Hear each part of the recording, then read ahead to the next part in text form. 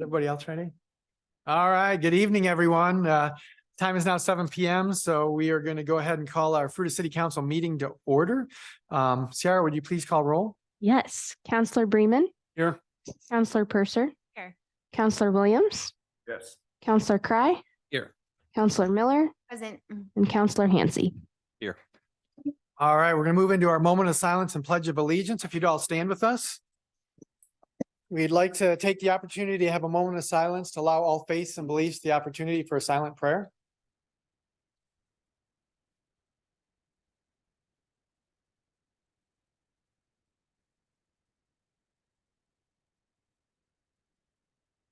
Thank you. If you'd please join me in the pledge. I pledge allegiance to the flag of the United States of America and to the republic for which it stands, one nation, under God, indivisible, with liberty and justice for all.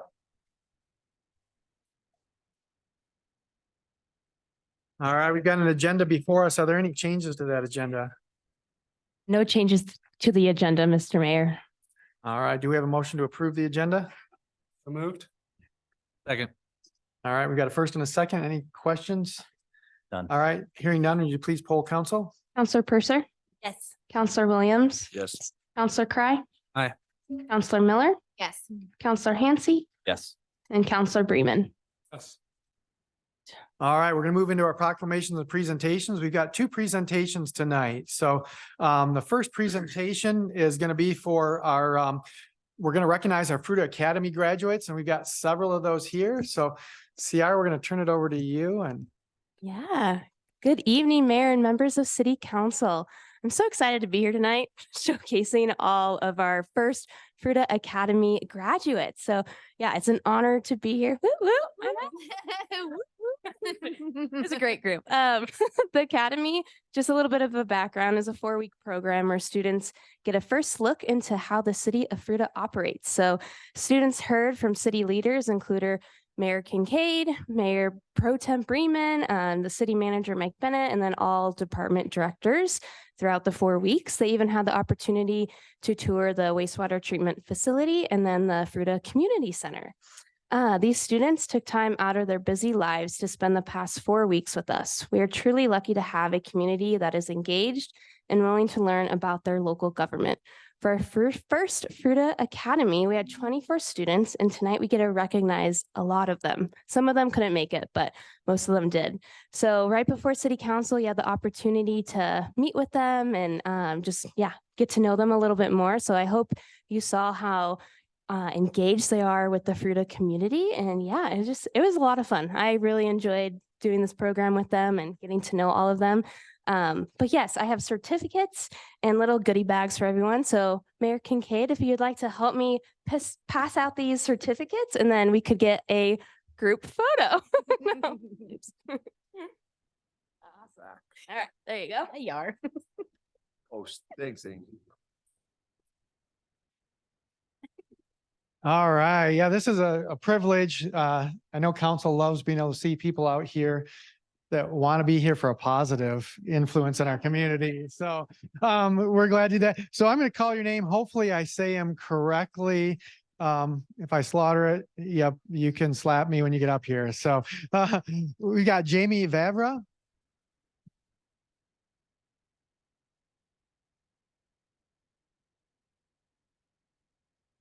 Don't go too far because we have to do the photo op. We've got room. If you want to just slide over to the side over here, we'll have room. Linda Kelly.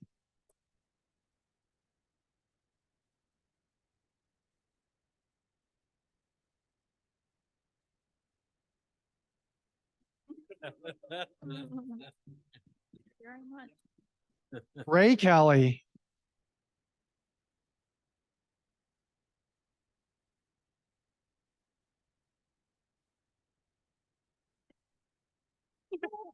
Thank you very much. Carla Ryan.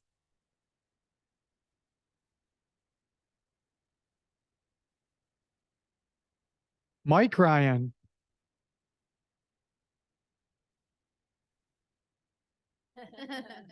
Hurry up, we've got a busy schedule tonight. Oh, wow. Terry Ahern.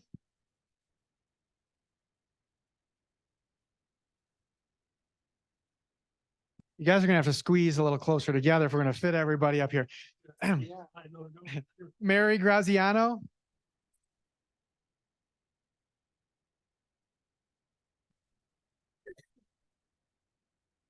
I know. This council is gonna give you a hard time. Thank you.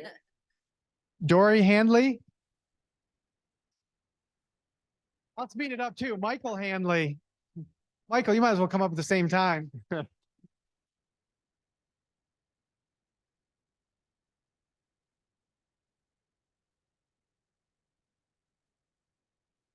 KJ Klein.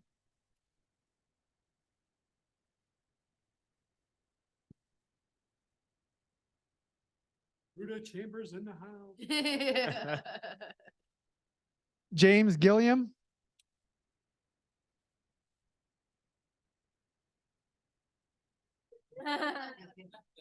Hopefully with honors, right?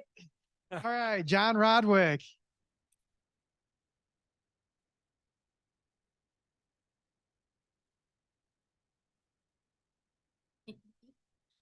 Janice Helmer.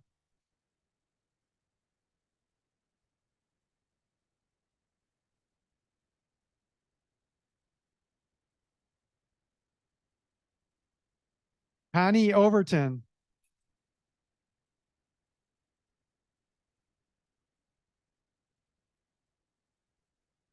That's it, right? Oh, Mike Ritter.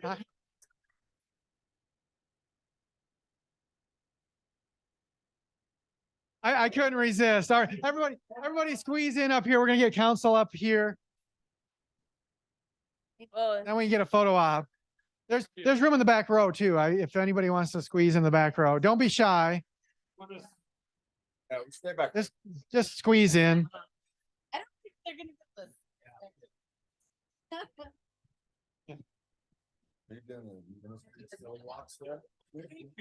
See, what's up, dude? We're getting in there?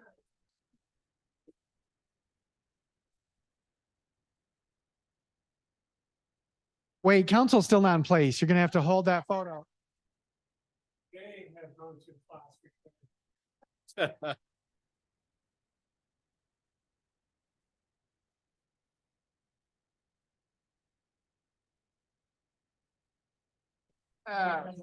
Come on, Shannon, let's hear you. Yeah. Good call.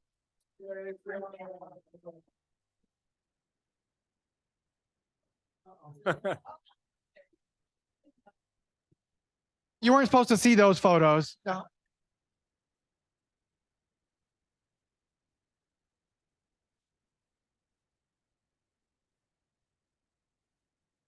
All right, thank you. We're glad to see our first Academy graduates.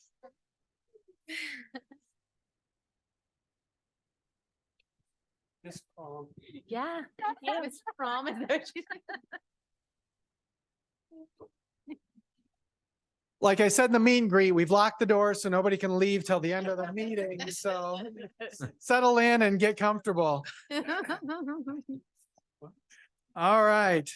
With that, we're going to move into our next presentation that we've got tonight.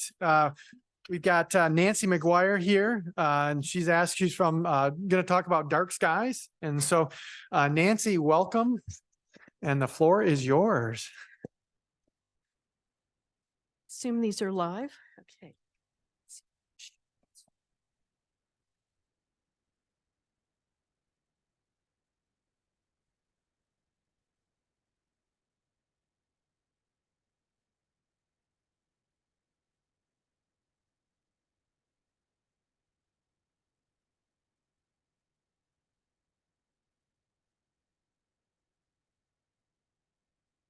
Oh, here we go.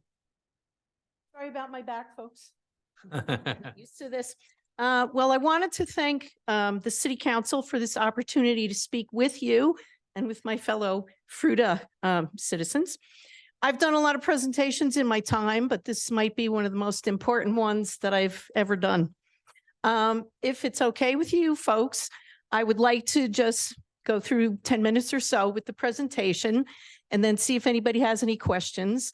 That way I can focus and we can always go back to a slide. So if that's okay with you, I'll get going here. So The reason I'm here tonight is to talk about dark skies for Fruita. Many tragedies are preventable in hindsight. If we're going to talk about darkness, I want to talk a little bit about light first and about light pollution. This is a map of global light pollution. And sadly, you can probably pick out just about any city in the world just by the amount of light pollution that it emits. Zooming in a little more, you can see that the eastern half of the United States, all the way out to the center, is in pretty dire straits as far as light pollution. But even on this map, you can already begin to pick out the Denver Front Range Metro Extended Region and Salt Lake City. And we're in there too. So we're zooming in a little more. This blob of light, for lack of a better description, in the middle is Grand Junction. Zooming in a little bit more, you can see that we, meaning Fruita, are here, and we're kind of an extended blob of light on top of the big blob of light that is Grand Junction. The gray area there, as you might recognize, is our wonderful Colorado National Monument, which has the, I guess, the ill-fated situation of being adjacent right to a very light polluted area, which is Grand Junction.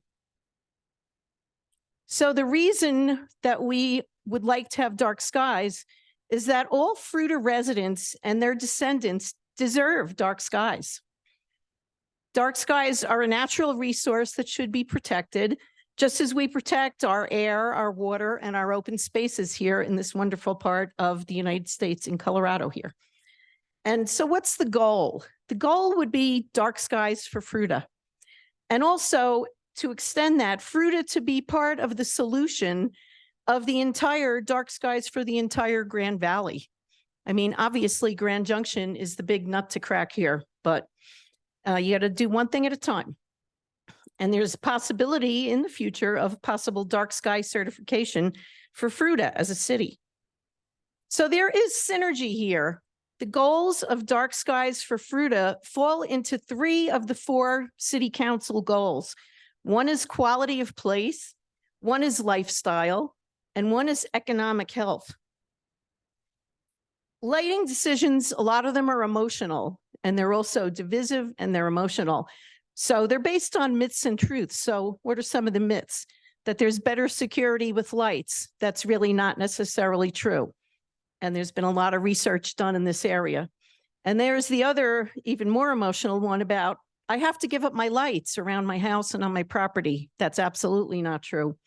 So what are the truths? The truths is about proper lighting, which means shielded timers, eliminating unnecessary lights, correct temperature bulbs.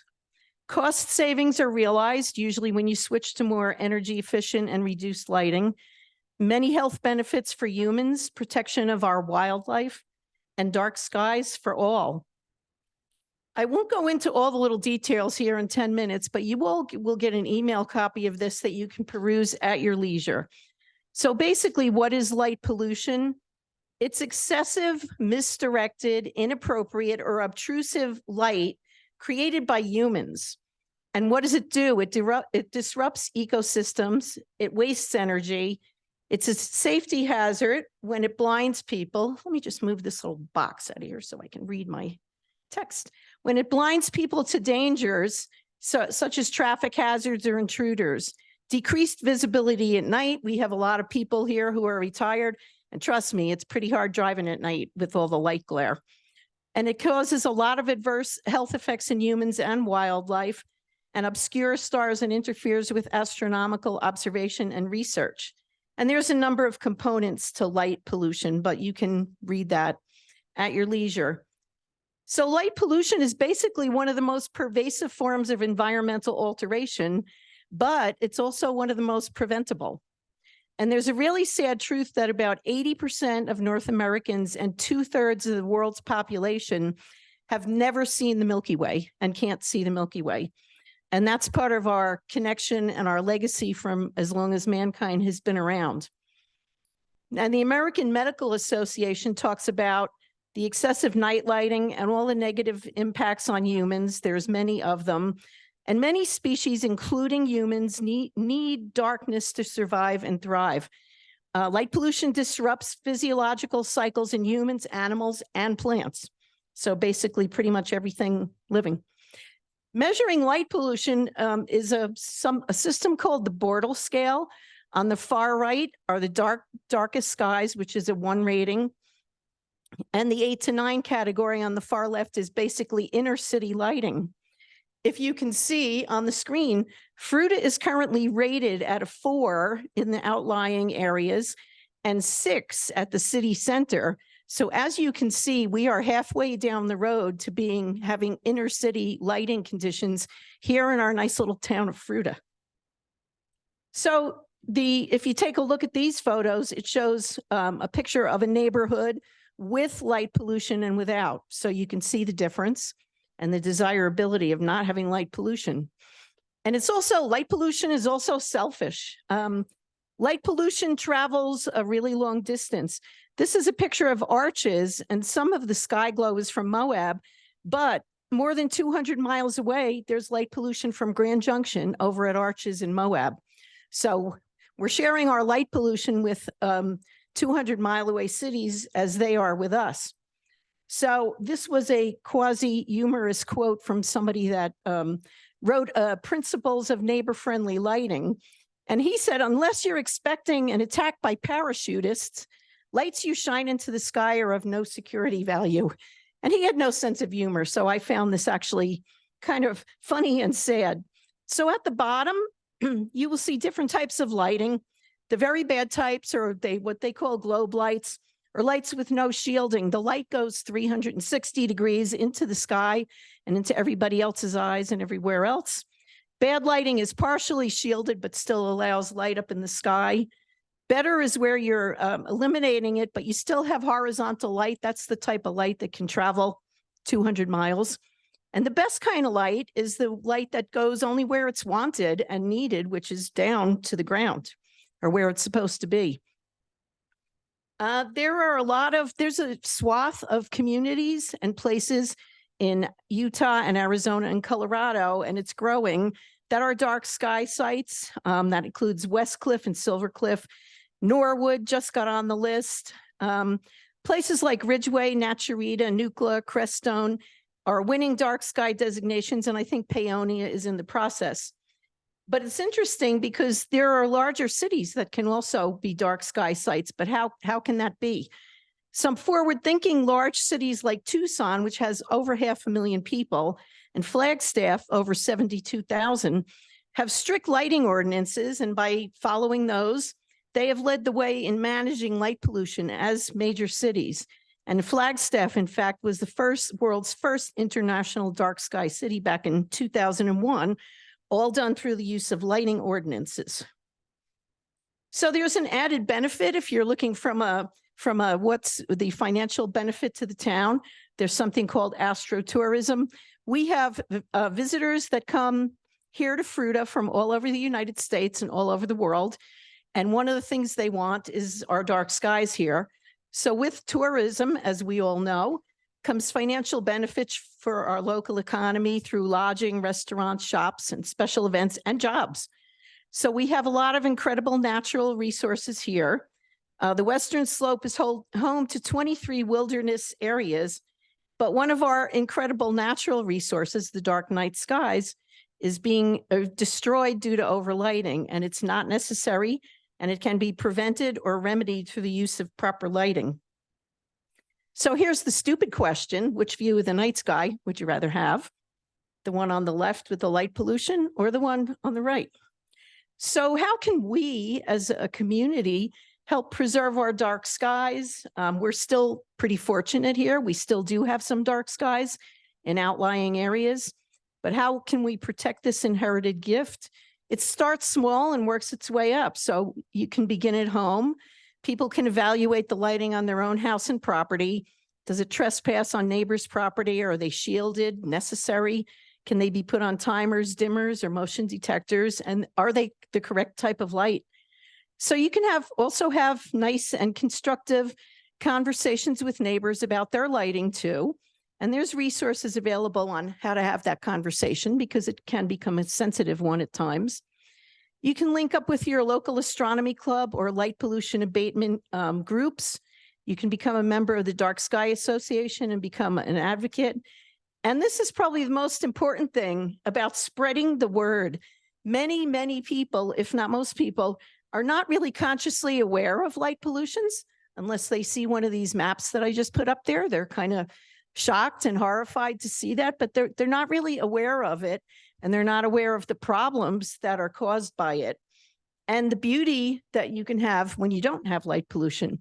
So people can be educated in a constructive way.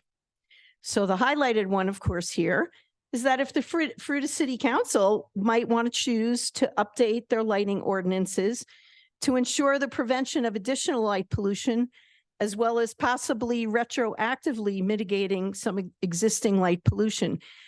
You all are aware more than anybody that this area is slated for tremendous growth. It has seen tremendous growth and is slated for even more growth of that sort. So with growth comes more light pollution. So I don't beg too often, but I'm kind of begging now. Please, foresight can be used instead of hindsight to prevent what I would consider a tragedy.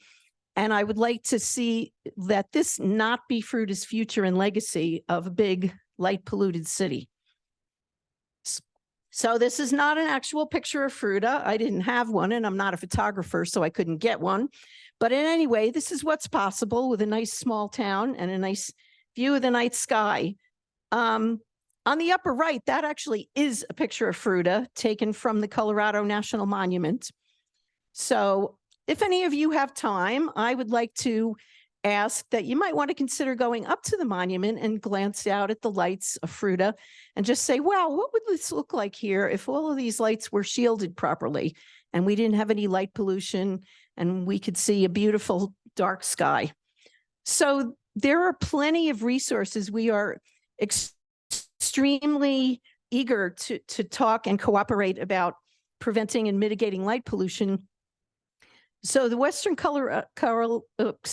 Colorado Astronomy Club has a dark sky committee that was formed a couple of years ago for the purpose of being the ones to kind of like light the fire and get some initiatives going in all the towns of the Grand Valley about light pollution.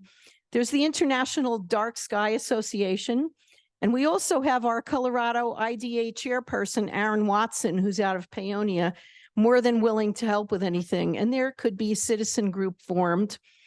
And I really didn't want to just come and talk and then leave. I really wanted to have kind of a call to action. I did a lot of scrolling and looked through all the Fruita codes.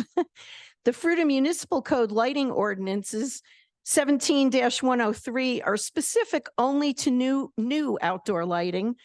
Is it possible to revise these to include existing outdoor lighting? A lot of the homes in Fruita are much older than 2019 when these were revised. And are the lumen specifications that are used within dark sky ranges? I'm not an expert on that, so it would have to be investigated. So controlling and reducing light pollution is all about caring. I care a lot. So I'm here and I know you all care because you're all on the city council. So it's about caring, educating the public, and using proper lighting. Public education channels are obviously needed. Fruita has a lot of examples of, I look all around all the time. They have many examples of good and bad lighting.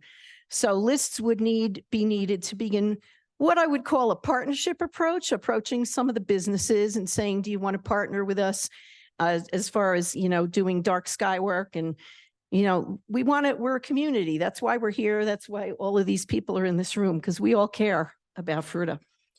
So, and I wanted to find out what the next steps might be with the city council. So if large cities like Tucson, which is 500,000 people, and Flagstaff, over 72,000, can be dark sky sites, so can Fruita. We have about 14,000 people. So I didn't introduce myself. My name is Nancy McGuire. And I am first and foremost a proud Fruita resident, and I've been coming here for many years, even before I moved here 7 years ago. So as the little bumpers would like to say, I am not native, but since I've been here, I'm very community minded. I do a lot of volunteer work. I volunteer up at the monument, and I also work for the National Monument Association.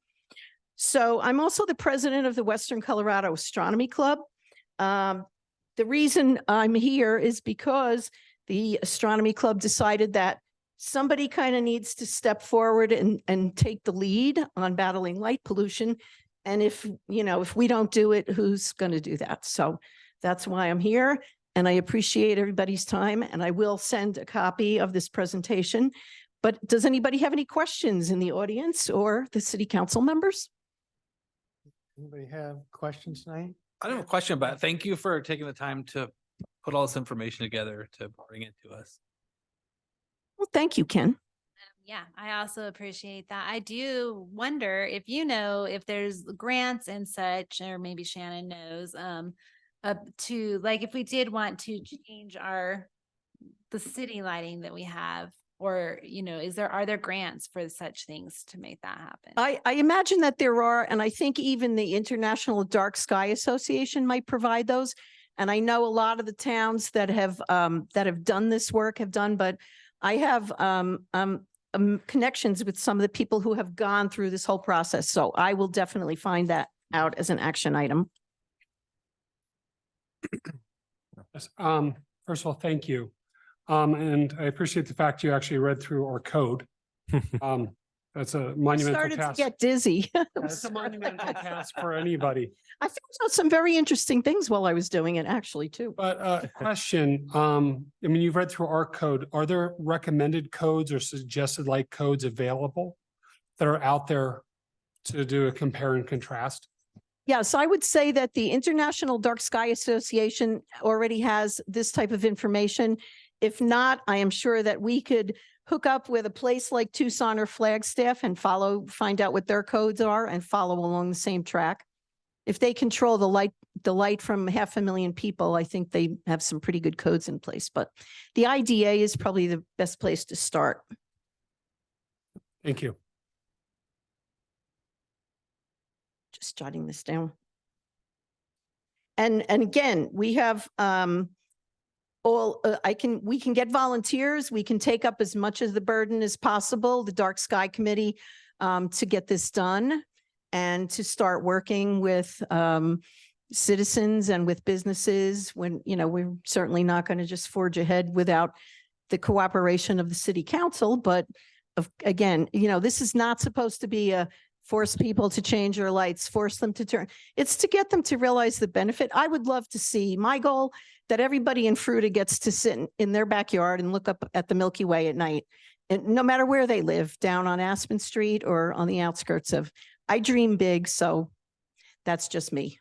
But So Nancy, I have a question for you. So you're part of the astronomy club, but you don't really have a group that you formed to help get information out, correct? we do have a Dark Sky Committee. We formed it about 2 years ago, right before COVID came to town. So we do have a Dark Sky Committee of about 6 people who are very familiar with this type of work. I know one of our members, our club PR person, is very well connected in Grand Junction. Obviously, we will be doing the same thing in all of the towns of the Grand Valley, Grand Junction and Palisade, and even up on Glade Park. So, we have, and some of the smaller towns like Loma and Mac. So yeah, we're prepared. I would say we're just stepping out on this. And tonight is my premier meeting with a city council. So I do appreciate it because I think you were very organized and it helped inform me, I know, on more that's available out there for us. So I appreciate you coming in tonight too. well, thank you. And yes, we do have an official Dark Sky Committee. So that will be expanded upon as needed and more volunteers. And if we get other people in the community involved, all the better, the more the merrier, and the more helping hands that we have. So it's a wonderful cause. It's one of our resources. And I speak from a point of knowledge. I grew up next to New York City, and I know what's at the end of the road of light pollution. And I do not want to see that happen to Fruita. So anybody else have any questions? Hello, Terry. Oh, Thank you, Nancy. Thank you.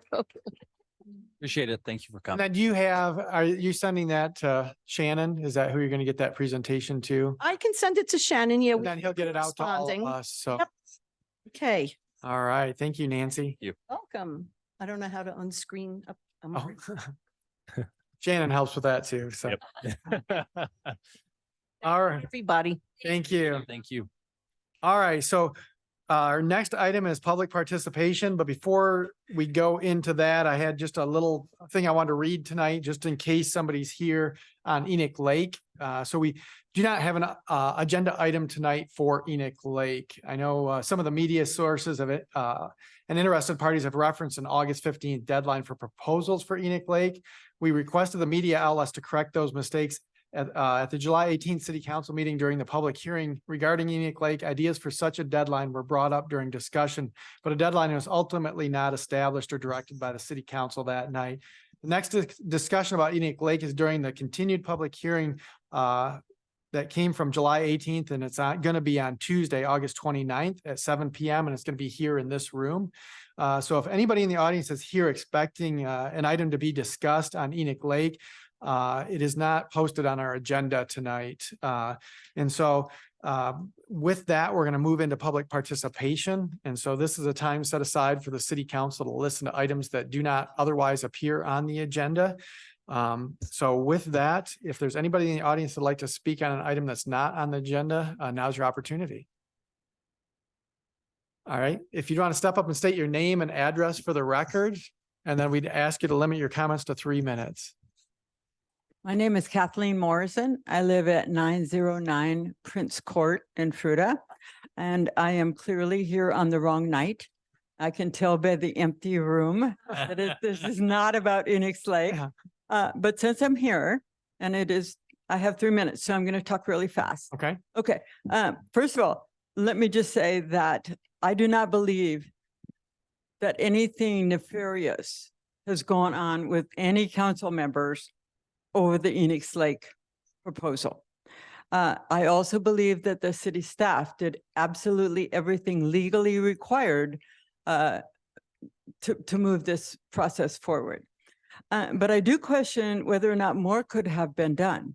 For instance, every time I drive through town, I see signs saying the city is considering this for a zoning change, which means that not only have the adjacent landowners been legally notified, but anyone who might be driving past or visiting would also know that this property is being considered for a zoning change.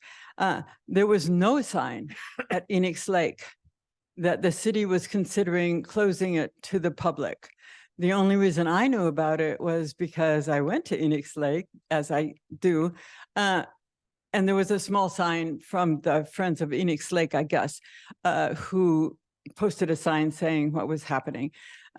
So I was just saying, in terms of transparency, which we all approve of, I think there could have been more done to help people of not only Glade Park, but Fruita and the Valley to know that this was happening.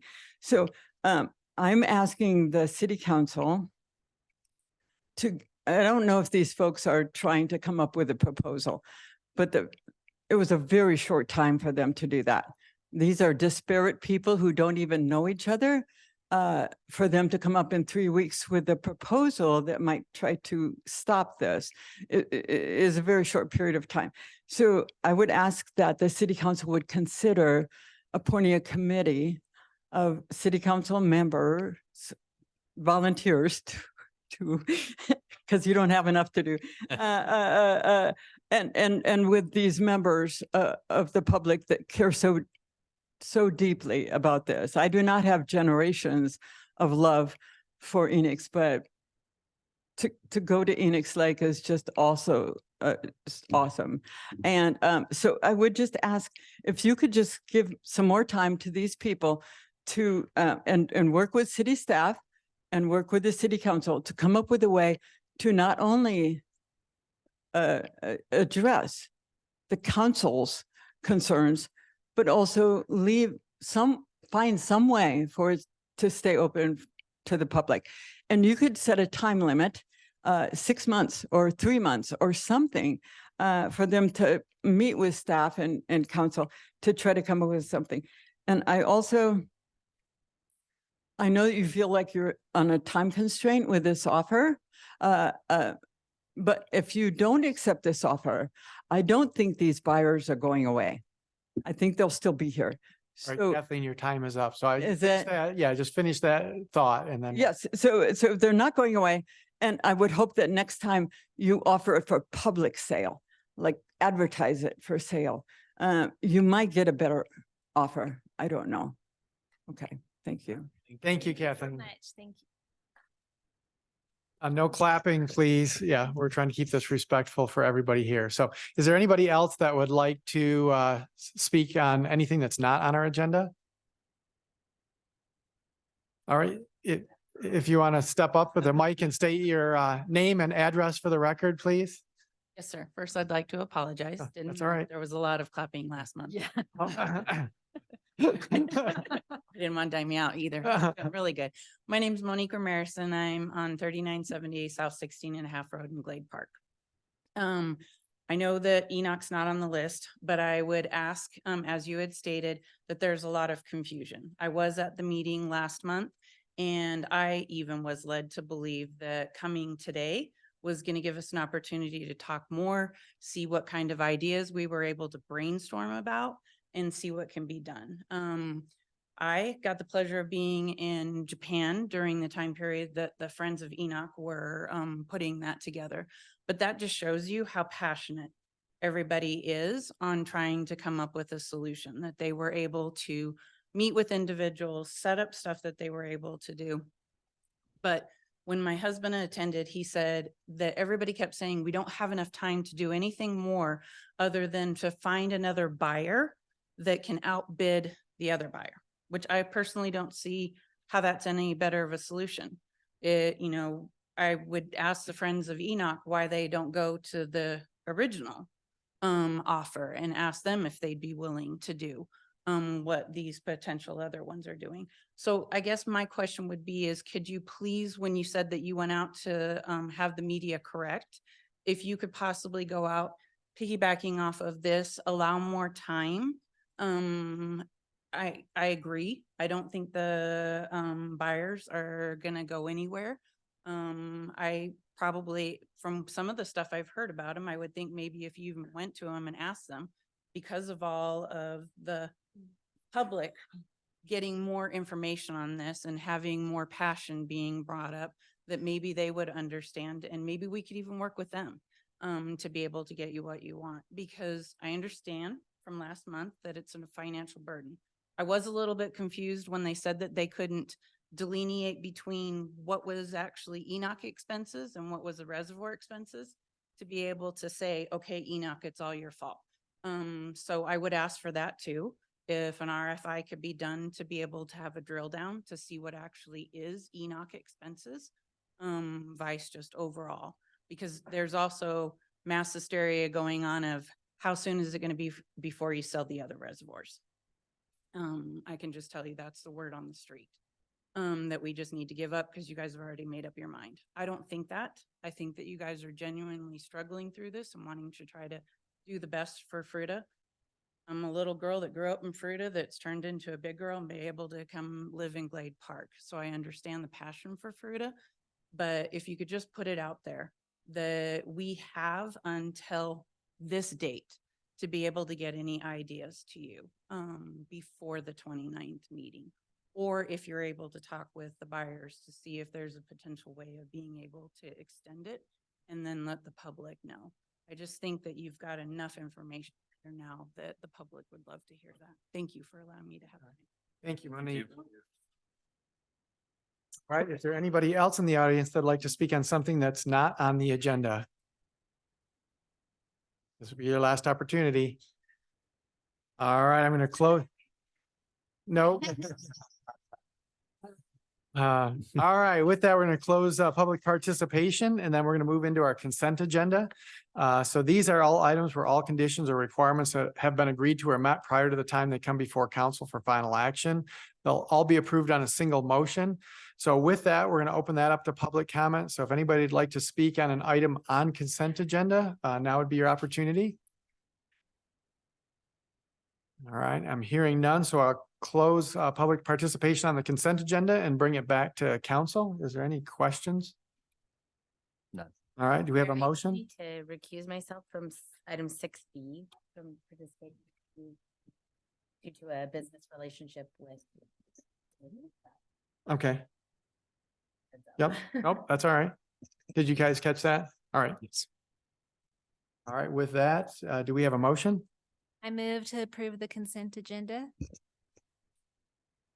All right, we got a first and a second. Any other questions or comments? All right, hearing none, and you please poll council? Counselor Williams, Yes. Counselor Cry. Aye. Counselor Hansi, Yes. Counselor Bremen, Yes. and Counselor Purser. Yes. Motion passes 5-0. All right, we do not have any public hearings tonight, so we're going to move into our administrative agenda. So our first item is updating ordinance language created in the new Title IX, Chapter of Fruita Municipal Code. And so we've got, looks like we've got, it's the one related to unmanned aircraft systems. So we've got, it looks like we've got Matt Carson here. Lieutenant Peck not showing up tonight. He's going to be remote. All right. Oh yeah, I do see he's up there. All right.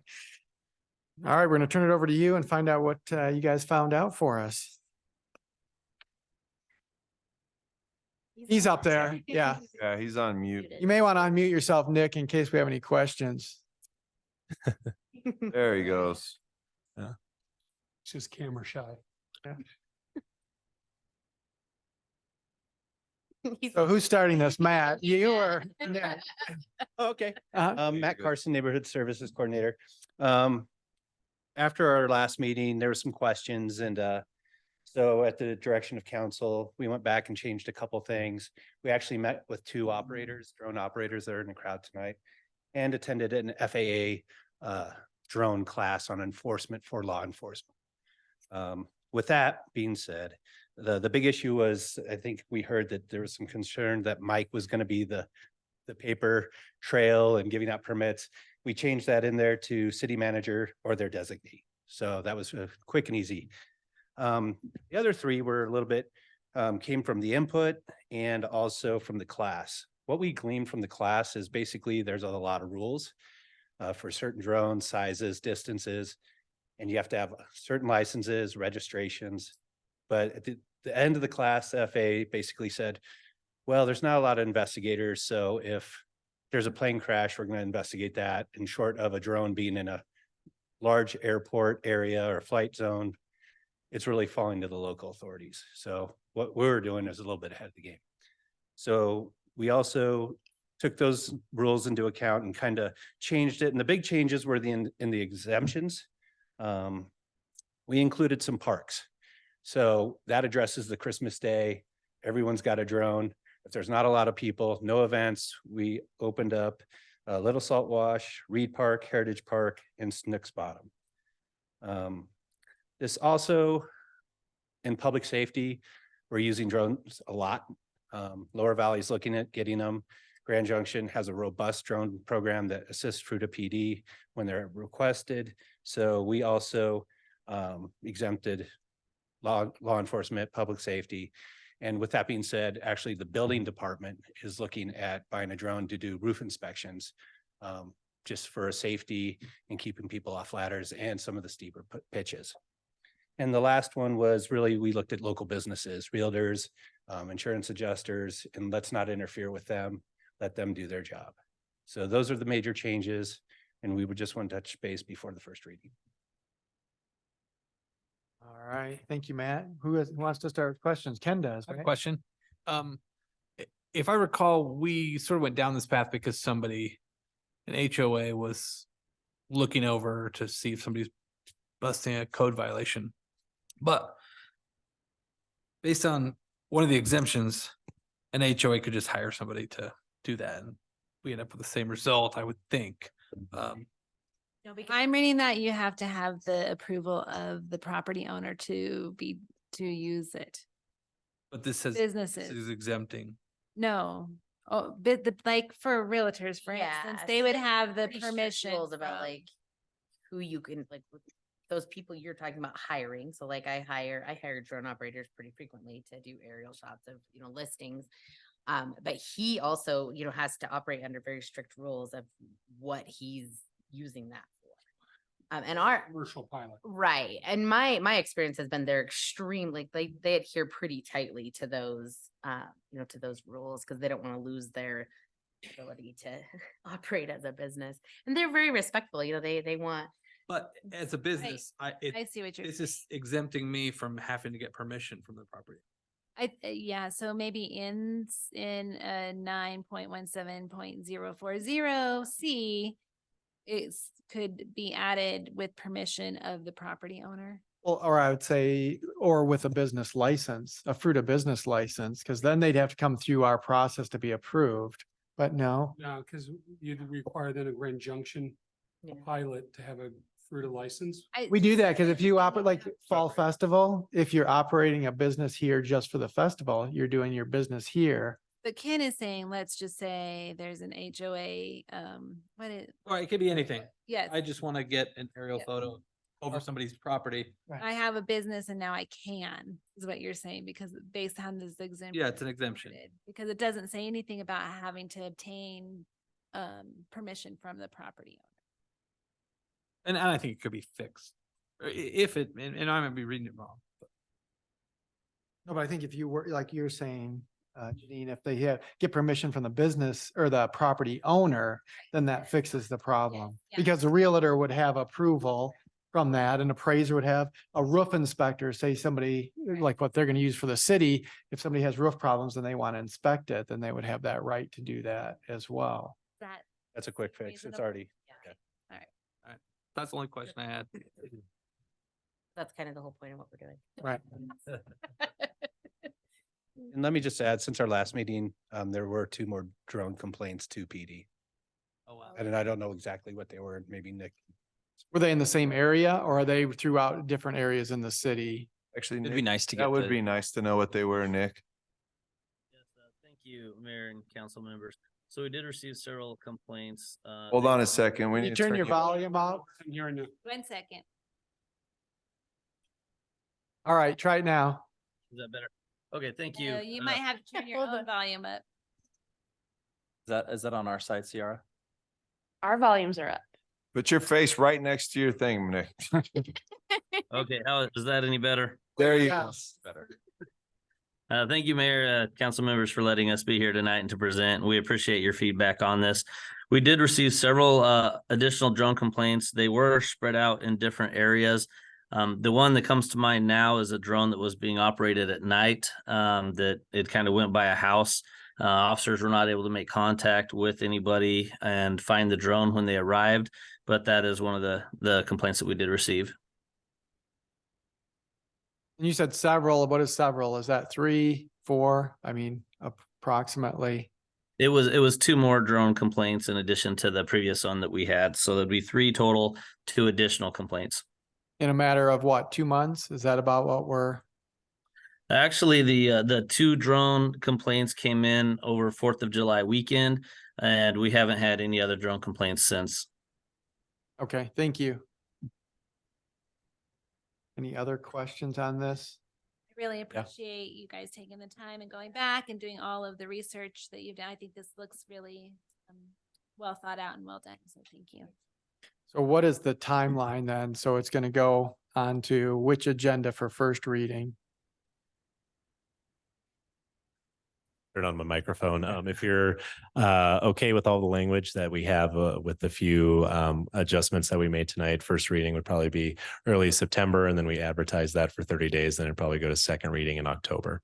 That sounds right. All right. I have a few questions. I do appreciate everything that you guys have done to bring this forward tonight. I do have some concerns that we're taking per se a small situation and having a code that gets a little bit too big for what we're trying to do. My understanding is that the intent of what we're trying to do is enable the law enforcement to do their job when it comes to harassing, trespassing. Is that kind of what you get? Sorry, Lieutenant, is it Lieutenant Peck? Yes, correct. And that's kind of what our intent is for having this ordinance as well. And so have you guys reviewed it yourselves to see if it enables you to do proper patrolling? Yes, I believe so. This ordinance would be something that we would have where it would be a complaint driven response from us. And part of the issue with trying to just use existing laws when we enforce this is that existing laws weren't necessarily written when drones were become an issue. So this is kind of looking at the complaints that we've had in the past and then trying to look at it as it becomes more and more frequent, more and more drone operators that will have something already set up in advance for that. Thank you. I think that like there's some aspects of it that I really like, and I'd prefer that we see that there's as little as needed put into this code because we don't want it to balloon and cause other domino effects that are negative. Things that I like, I see that like definition is great. Move on. I see, let's see. Well, none of this is in any particular order, but if you look at 1630B,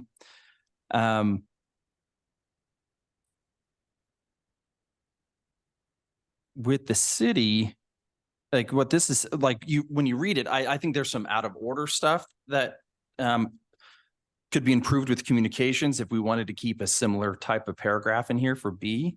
But I see that as like B is saying that you can't do anything on public property that the city owns. Like you can't even fly it in the civic center. You can't fly it in the parking lot. You can't fly it anywhere. It gives a little bit more clarification in 1740A when it at least lists a park. So I'm not necessarily like in B, it gives examples of like, you can't fly it down trails. Well, what if you wanted to go down a trail and have your drone with you?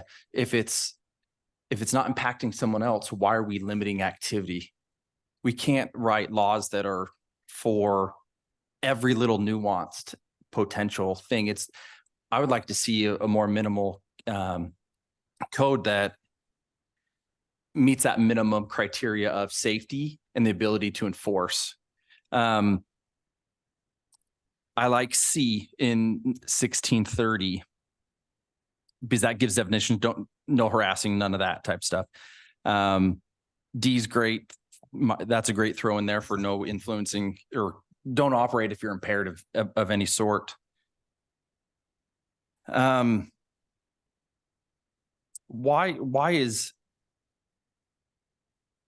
do we have E in there? What's the value of having E?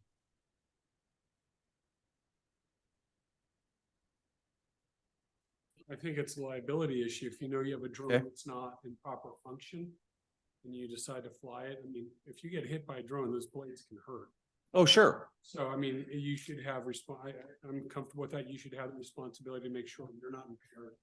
Yeah. Physically able to, and your drone's in operating condition. And I can say the FAA and looking at some of the verbiage, like is leaning these towards as a plane, and a lot of and talking to the people that have their license. I mean, they talk about ground rules, flight rules. And so they're looking at it that way. Yeah. So that's probably a caveat that it's probably straight out of you can't fly a plane the same reason. Gotcha. I appreciate what the intent was for 1740A.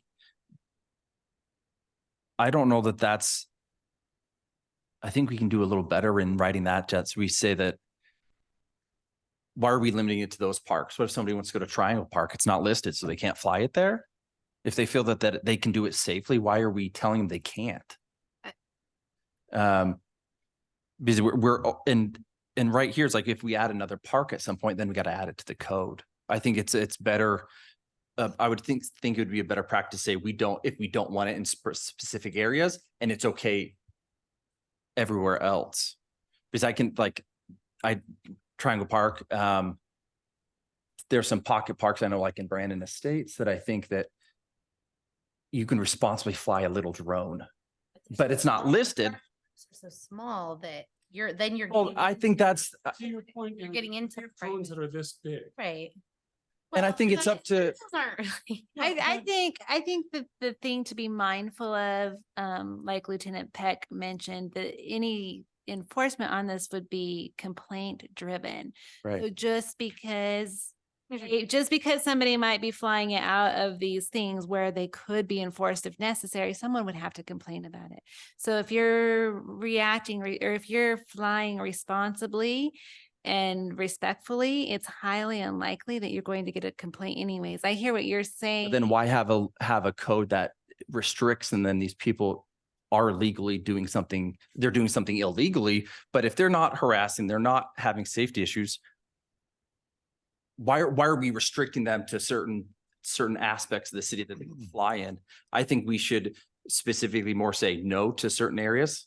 Like if you want, but shouldn't it be up to the individual to be responsible or not? And then there's corrective action if there is, and when we have different aspects in here. See, cover it all for you. No person operates UAS to endanger, harass, harm, or injure livestock or people, livestock, companion animal or wildlife. I think it's great because it's saying, no, they can't do it. There's repercussions. If you cross a property line, that's trespassing. We don't need to manage every little nuanced aspect of how somebody could use a drone. You could look at it the other way around, though, that it is actually giving people permission to do it. And therefore, like someone could make a complaint when they're in these places and like, no, we are legally fine to be doing it here. Whereas if you don't have that and then you just leave it at the C, the whatever the number of then it's more subjective. So anyone could say, oh, I was being harassed and I might be in Snook's Bottom and whatever, and they're flying it and I feel like what, and then they're like, there's no like, well, because then if that was a complaint somewhere where it was allowed, then oh no, it's actually allowed here, it's fine, it's not. Well, and a good example is, it's my understanding, like we had the car show on Saturday. Yeah. There were 3 drones apparently flying there. No problem, no nothing. They would have to get permission to do it. And if they were, Saltwash That was Little Park is Saltwash actually Park. on It's there. approved. but it was a planned event. But it also says you can't fly it over people. I mean, like, that's one of those you'd have to have a permit. Okay. Yeah. We'd want a licensed pilot doing that, not a 12-year-old with this new. Right. Mhm. Like- Have we had any lawyers look at this? Not that I'm aware of. Well, no, Mary Elizabeth was here last time, so she hasn't reviewed the fine. I think it'd be good to definitely have a lawyer's review of it for issues, but I think that I'd rather see this a lot shorter and that it more looks at the like 1630C, I think is great. D is great.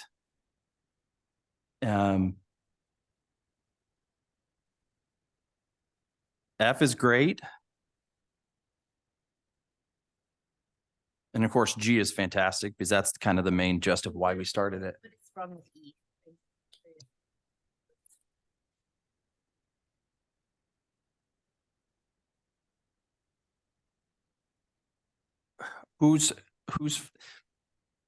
I think it's if you're operating it in an unsafe manner, that will dictate if you are allowed to do or not. Just because someone's sitting in a wheelchair because they are physically impaired to some degree doesn't mean they can't effectively operate it. It said Yeah, that doesn't. you're still nothing able in there to that safely- prohibits that. And I think it's just a higher quality to say, be responsible. If you're not, here's the consequences, not,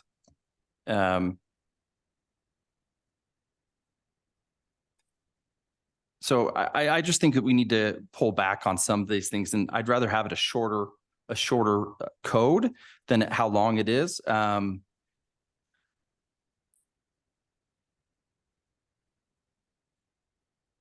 I need to double check with some of this stuff again this has been a couple days, but it's more, I think the objective is safety. It's not privacy. It's property rights and privacy with that, but not other. Oh, sorry. Other property. It's not about like necessarily the cameras that are on the drones that can be on them. But I think You'd like to take out B, where it's not talking about public streets, alleys, or whatever, because you probably feel like G covers that already. right. Seeing Yeah, G okay, so would you cover take- everything that he wants covered. Thinking about taking B out because G is already covering it, and then we don't even need to put that exemption A. Yeah. And I think in 17A, that's one of my bigger issues, that we're limiting it, that they can only fly it in certain parks. We have a lot of parks. Like there's a park in, what's the park in Comstock? Is that Heritage? Prospector. Prospector. There's a lot of space in there. Why can't we fly it there? Because I think that's back to the property rights, because it's surrounded by Yeah. neighborhood, where can when you look fly at it in the Little middle, Salt. but I guess what it is like, why can't we write a law that we put in as little as needed to get the effect that we want? And so Easier it to doesn't, Ramp up a law than it is to scale one back, is that where you're coming from? say that one more time. It's easier to ramp up a law than scale one back, Yes. is That's- your that's- position you're taking. Yeah. My position is that we've got to give our police staff Teeth. enough teeth to say, hey, I mean, I think this is a short one. I think this hit it right on the head. I think everything is what we asked. I like the bigger parks because then it gives us something to promote for a city and say, hey, you have a drone, here's some good places to go. So I think on the positive side, listing those parks that are big enough that would be a safe area to fly for everybody hits some of those other points when you're talking about, you know, the endangering and some of that. We're getting people to go to those places and the privacy. You know, there's a lot of neighborhoods that have small parks, but you have all these homes and, you know, again, we can't control what people videotape or do without having enough information. So that's where I'm coming from, is I think this is pretty short and to the point. I'm starting to lean towards where Aaron's going on this. Because I've seen lots of kids with little drones that are like this big that they fly around, you know, buzz around our neighborhood that take selfies with them. And we have plenty of parks in my neighborhood, which aren't on here. And I see kids out there like flying those little drones doing Are they goofy gonna get stuff. the complaint? Like, are they, what they're doing? They won't, but they're could. doing it illegal. Yep. You But could, it's now they're not saying breaking you the- can't. If you look at this, the way it's written, it says in the city parks that include. It's not saying that you can't in those other little parks. It's not saying exclusive to the Little Salt Wash, and it's just saying in city parks. Well, then why don't we just leave it at in city parks? We could say that, Or or public parks. I think those. in the city drones parks. Talking about, you could distinguish those. Well, even if they're Now, do we want to be saying, oh, if it's a drone that's over 8 inches or 12 inches? I mean, then No. we don't want to start going down that path. what is the point of what we're trying to do? We're trying to make sure that people are safe, that people responsibly operate the drones, and they're held accountable if they do things that are not safe and harassing. Invasive harassment. So we need to give just enough for law enforcement to do their job and to properly ticket or fix the behavior, and that's it. We should allow the individuals to operate a drone, and they're responsible for it. We don't need to nickel and dime everybody's little actions on what you can and can't do with a drone. And I think we can I'm not saying that this is doing it, but I think we can scale it back to say, if you are harassing or trespassing, there's police consequences. You can be ticketed, you can be warned or whatnot. Let's ask if it's enough teeth taking out. But Nick, is there enough teeth taking out the things that Counselor Hansi is maybe suggesting? Or can you hear us well enough to know? Yes, yes, I can hear you guys very well. So we can definitely look at opening up other parks if we feel like that's too restrictive. The one concern I would have in sticking with just you're not allowed to harass somebody is that then that is an intent element where we have to be able to prove that that is what the drone operator intended to do, not just that the person felt harassed, but that's what their intent was to do, which talking with Trish Mayer of the DA's office, she says harassment is the hardest crime to prove because not only do I have to show what their actions were, but I had to prove what their intent was. And so that's where when we get some of the black and white, it makes it a little bit easier to enforce it if we get those complaints. At the end of the day, we'll work with what we have though. If it's still included that says no person shall enter, hover, land, or otherwise operate an unmanned aircraft system on or over another person's private property without the prior consent of the property owner, is that enough teeth without having to prove the harassment? That would definitely be enough teeth for the private property complaints that we get. Absolutely. And That would not cover. I'm sorry. And that has been the majority of the complaints that we have gotten are people with private property. Well, that was Maybe what you our were gonna intent say it would was. not cover what? It would just like if it was in a public space, it would. Right, wouldn't cover that. Yeah, but I think that Seems that's like the bigger issue C for and us G than cover. yeah. It really does seem like C and G cover pretty much what our intent was.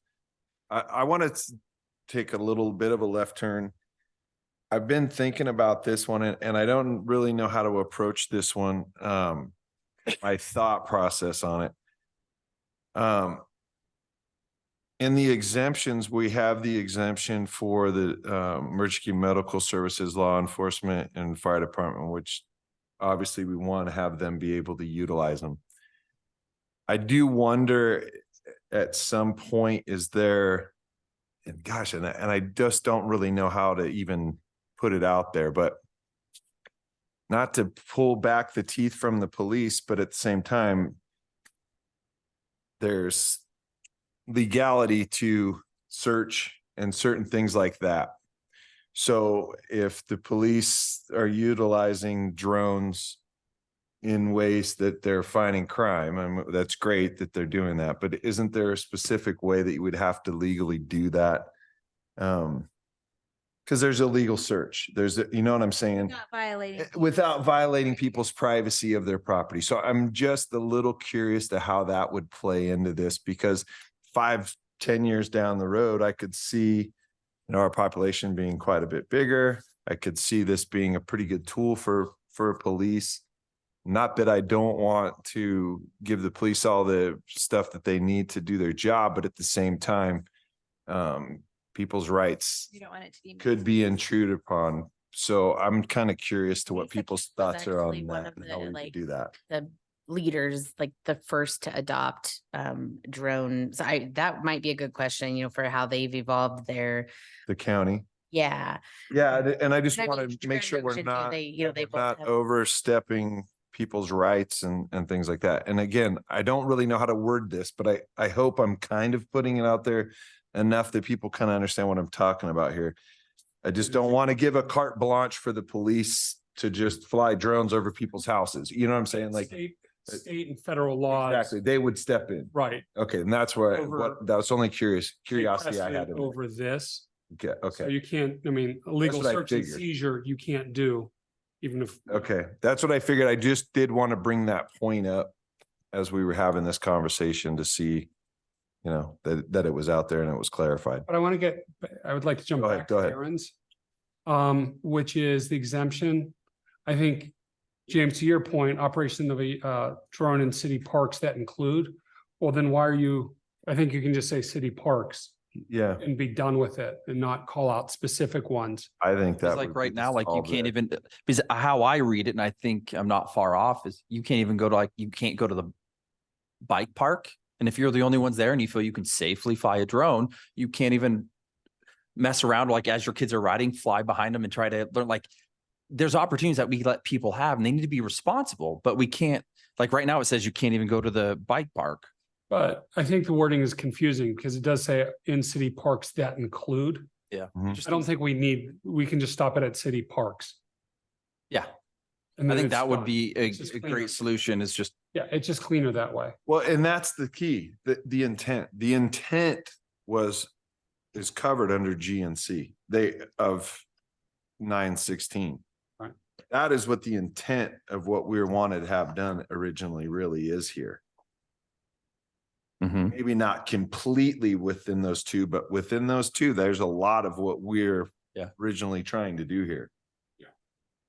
And I think that like with B, I don't like the part where it talks about like trails and open spaces. Like if you can safely fly it, fly it. If you don't think it's safe, then don't. And if you hurt someone, you have consequences. So I think it's How would you enforce that if somebody's hurt on a trail? it's just like with your car. If you hit someone with it, you got consequences. Like if you have a drone and you hit someone on a trail,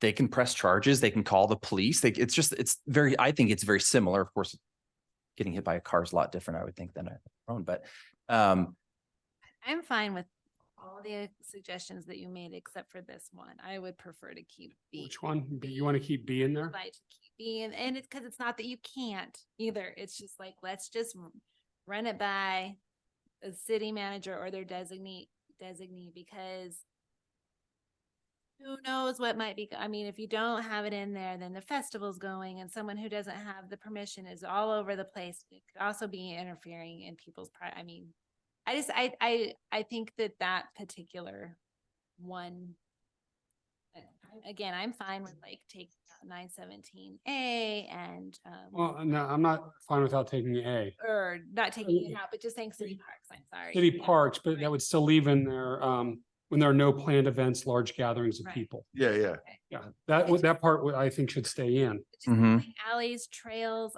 Sometimes you can't know. I don't know. I know what you're saying, Aaron. Like let people be people, and if and let them be responsible for their actions and we don't need to nitpick every little thing. But like what if you're at your house and you want to fly over to Prospector Park, and you're across the street, you've broken two laws then. And there's no harm, no foul. But it's technically illegal and they can call the cops, you can get a ticket or whatever the consequences are. Because you were at your house, you want to go fly it over at Prospector, it's safe to fly it across the street into the park, and you've broken two laws. That's where I think if we just operate it safe, like we're saying, C and G do a great part of it. 17A, I think that's encouraging people to do it at parks and doing it responsibly. I think we need to stop at parks, not list any. But B, I think we need to scale back some. There's some of that I like, but I don't like necessarily all of it. Like trails and alleys, if you're safely doing it, if you safely feel that you can do it, then do it. And if you've got consequences, if you have a problem, if it's intentional or accidental, there's still consequences. Yeah. I feel bad though, because they did bring this to us already and we gave them some direction and they did what we asked. They definitely have done it. So not that means we have to go for, yeah, exactly. So what I was gonna go with that is I'd like to see, Nick, you're hearing all the things that we're saying. What do you think? What's your response to this? What's your thoughts? That's correct. No, that's why I want to bring it before you so we can get your thought, your opinion, concerns that you may have. And so we're here to listen. Well, I think the other thing is that we don't have to put it on first reading, so we can have them bring it back to us with modifications. So we're all happy, because I look at it and I see 16A, it's talking about endangering and harm. If you look at C, they shall not operate to endanger, harass, harm. Those two, if we're talking about making it shorter, like Aaron was asking, those two would go in there. And then you can say, F as no person may operate near person, pedestrian, and it talks about it creates a public safety. So like all three of those are talking about public safety. So, whether there's a way to condense those into one. Get into one, yeah. I think that would probably help with some of the things you're asking for, saying it's long. So I think what I would recommend is that council look at giving direction tonight to say, hey, bring us back another revised draft, and then we can look at that and say, okay, is this closer? They met the intent that we originally thought, and now that we have a little more meat and potatoes, how do we, refine that and bring it back to us if everybody's good with that? And Mr. Mayor and City Council, if we could clarify an earlier point, Mary Elizabeth has reviewed this, did have some changes on this as well. So maybe with some of the language that you've been discussing, we can get some clarity on that, maybe why those specific parks were called out. I'm sure in B, that's just kind of trying to encompass all types of like public areas, whether it's anything that's municipal owned or even right away, stuff like that. So we can try to get some clarity. And yeah, as you go through the ordinance process, that's when we'll have those check-in points as well for this specific ordinance. But we can try to get some clarity and get back to you on that. Does it seem like by the conversation that we've had and with when you talk to Mary Elizabeth, that you guys you have kind of a idea of where we're trying to go with this at this point? Yeah, I believe so. Yeah. I would just. Is that we have to remember too that we've had 3 instances. It's not happening regularly. It may incur it more in the future, but you don't need to come down with a heavy hand because I do think it's I agree with you, but I also think the initial violating. oh, sure. So I mean, regardless of even if it only was that one time, it's worth having this. And that's very fair. And I'm surprised that there's not other laws that would have enabled some type of consequences to actually happen instead of. I'm surprised that we have to have this because I would have thought that if you take a drone across somebody's property, that's violating their property rights. I don't think it is. Was there, what I understood was this is really about being able to have local enforcement. Right.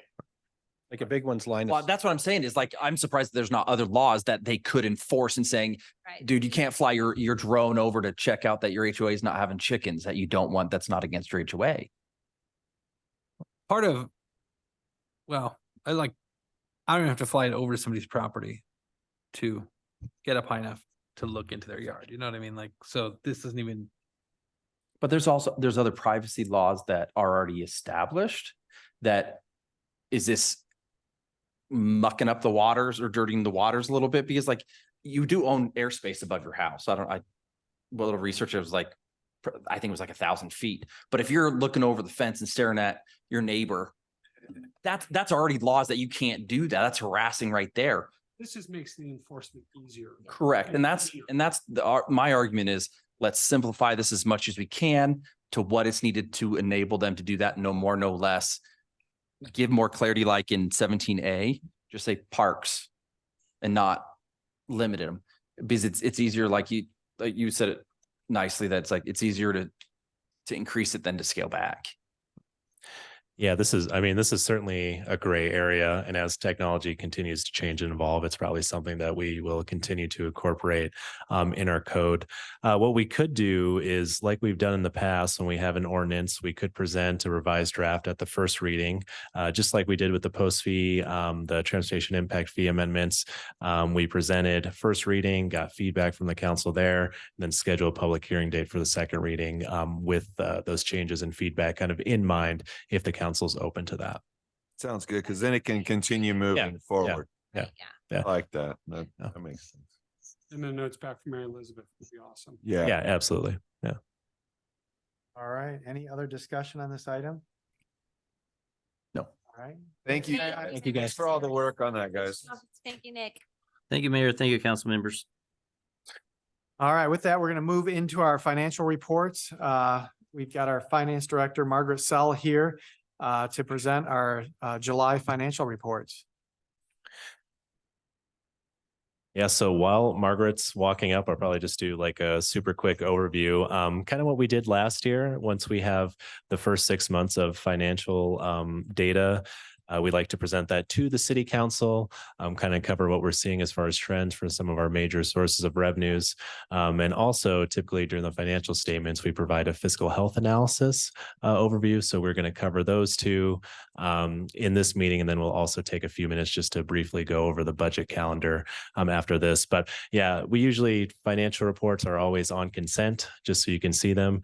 But this one, we figured we'd take some time and go over the first 6 months of the year and have the council adopt those for us. Over every GL code. Well, Margaret, you're gonna have to speak into the microphone though, because Okay. we're gonna have to get used to that. First, I just wanted a really quick touch base with you. Gave out some wrong information earlier under your other hat. There is no limit on legal expenses for the housing authority. So I don't know if you already touched base on that, but there is none. Thank you. And so just first, I want to kind of cover real quickly. We did go out for RFP on our audit services for the next 4 years with an option to extend for an additional 4 years. We formed a team consisting of Shannon, a finance. What's this title? Our finance and accounting analyst. Myself, and interviewed our top 2 teams, and we'll be making a recommendation probably for one of those at your September meeting for entering into a long-term contract with them. Are they local or are they? There were no actually local, if you consider Grand Junction for the area local applications, or Mesa County, but this one is one of the more local firms. Say that again. The one that we're looking at going with is one of the more local firms. They're in the Western Slope. Okay. Then a second item is just, we did have our first meeting with the Tabor Review Committee, and I included a copy of the PowerPoint. We won't go through that unless you have any questions, but just kind of wanted to let you know and have that same information that the Tabor Committee had. But anyhow, the first meeting just kind of centered around some background information and education. And then we have our next meeting scheduled for August the 30th, and we'll get into a little bit more of the meat and potatoes of the committee. I've also included, and we'll kind of go over it a little bit more. I think it drew some questions, the fiscal health analysis that has all the benchmarks, and we'll review that a little bit more in detail. But it's just going through, I wanted to just touch base for a few minutes. You get this report every month, and just some of the key things that I look at, if you have any questions on those. The summary of the sales and use tax data is really just a brief snapshot of our major revenue sources and how those are doing for the year. And you can kind of see here in red are the use tax on motor vehicles, and the use tax on building materials year-to-date numbers are down over what they were last year, and down slightly, very slightly over where we are budget-wise. And I think that's very much attributable to high dollar expenses and high interest rates. And people are cutting back on those things where they are feeling the most impacts from increased costs. The city sales tax, we've actually seen, it's still a pretty positive number at 6 to 9%. But with inflation, it's kind of a flat growth. And then you can see the county sales tax numbers actually are flat, which indicates a little bit of a decline when you factor in inflationary factors. So anyhow, that first chart on the first page is a very brief snapshot of a lot of the information on some of the following pages. The sales tax by category just kind of tells you what areas are doing well, what areas aren't. You can see our retail trade is still continuing to increase pretty dramatically. Some of those, once again, discretionary expenditures, food. I'm not sure utilities is really discretionary, but you can see that leveling off. Maybe people aren't as cold with their swamp coolers. But anyhow, so it kind of just gives you a little bit of a trend information in the various categories of revenue. What's other miscellaneous? Big boy. I can get you that information, but a lot of it's just kind of generic, honestly. There's about 6 or 7 categories, if I'm recalling, Aaron, and I can give you those details later. Yeah, if you can just email me, that's fine. Yeah. The next section of the financial report, just we've been kind of highlighting the community center fund, especially since COVID and the shutdowns, and seeing how we're recovering our admissions for the community center fund. And you can see that, I mean, we've dropped 2019 off, which is the first pre-COVID year. So you're comparing 2020 to the time when the community center was essentially closed for a large portion of the year. But we're recovering. We're about 95% of pre-COVID admissions so far, I think, year to date. And then our annual revenues are up about 2% for user fees and also 3% for tax revenues. And we're tracking pretty close to budget. This next chart here that I want to give you is kind of a summary of that big long chart that's included in the packet, the budget comparison report. And this shows just by fund what percentage of revenues we received as compared to the budget. So if you're looking at that, you've got revenues for the general fund, 69% of the budget. And, you know, if you're just purely looking at it from a statistical standpoint, 7/12 of the year for July, we should be about 58% of the way through the budget for the year.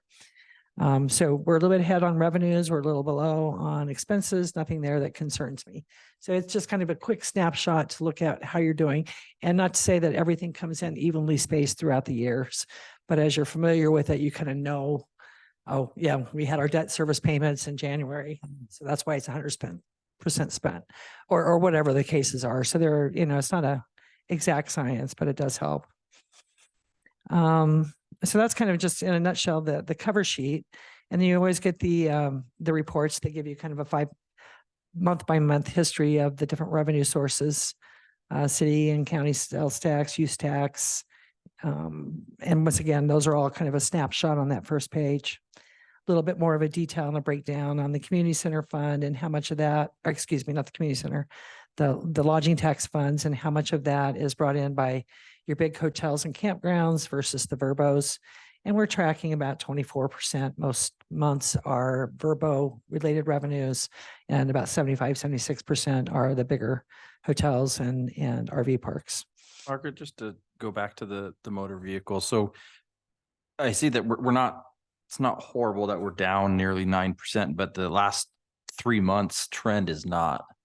It's not good. It's not good at all. So Right. do we, and so you were alluding to that people are just, they're not going out and buying the more expensive vehicles, which is decreasing things. And do we see, are we going to continue to see this trend that we've got? Like, it doesn't have our budget on here, but last year we had $860,000. It's like, are we going to be looking to be shy? Do you think, with the trend to be like hit 500 and we're like 300 short? So right here is this use tax on motor vehicles kind of shows we were 22% short for the month, and we're about 9% under where we were last year at the same time. These here show you that we've collected $35,000 less than last year so far year to date. And then the far right number shows what we are under budget wise. So we're about $6,000 under budgeted if everything was received evenly throughout the year and there were no highs or lows. We're tracking about $6,000, $7,000 under budget. So we already estimate, or we budgeted to receive less. Correct. And if you kind of, we're not feeling the full impact because we did budget less. Expectations were lower. It's very small on here, but if at the bottom of each chart, you'll see it says 2023 budget equal 800,000, which is a 7% decrease. So we're looking at 56,000 less than last year. Okay. So even that'll though be a trend that we'll want to keep looking at. Yeah, definitely. And we'll look That's a little bit big bucket more that it can longer be term. nasty at the end of the year. And honestly, I mean, use tax fee on motor vehicles is usually a little bit more stable.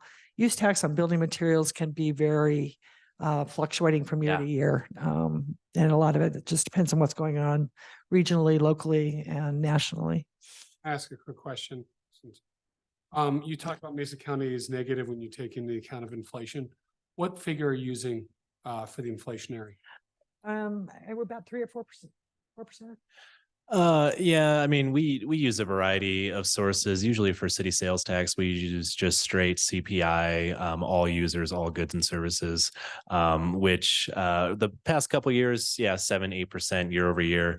This year it's more like 4 and 5. So I think some of the measures that the federal government has taken has kind of slowed down some spending in that and has slowed down inflation because of it. So yeah, we just use general nationwide data. Sometimes we'll use the Denver metro statistical area, but that also kind of runs high when you compare to the national average. So kind of just we're looking at for these calculations, you're looking at roughly 5%. Yeah, I think for this year is kind of what we're seeing, and that's kind of what the state is estimating as well.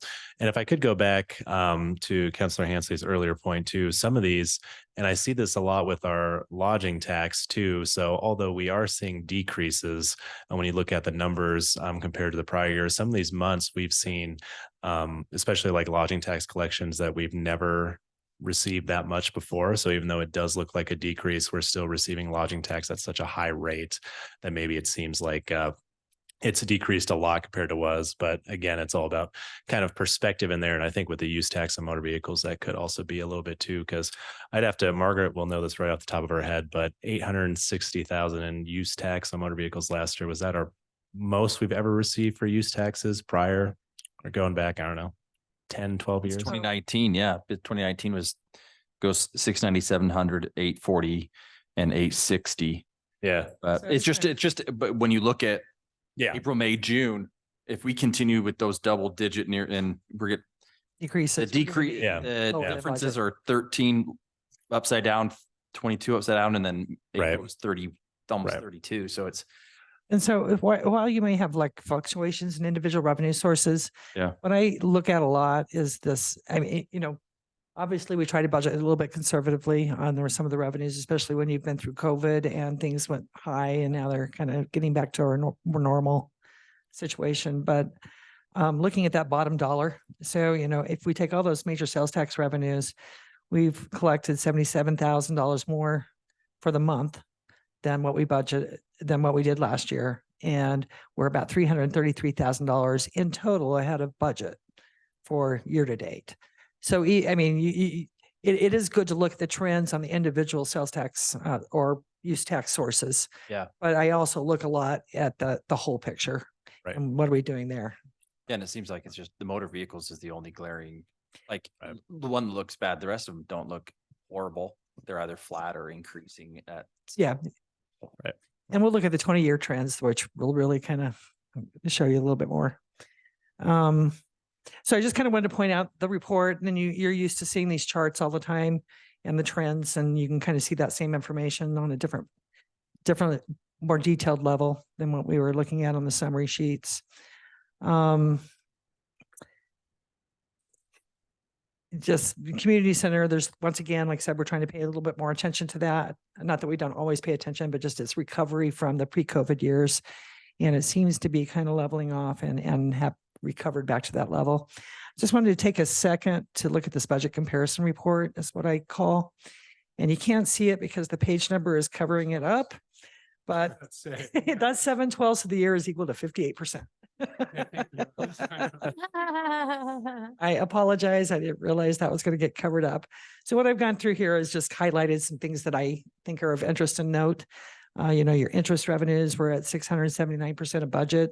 Definitely a big increase over what we budgeted. And that's, going from a 0.2, 0.3 basis points to a 4 or 5, actually, I think about 5, a little bit over 5% right now on our investments.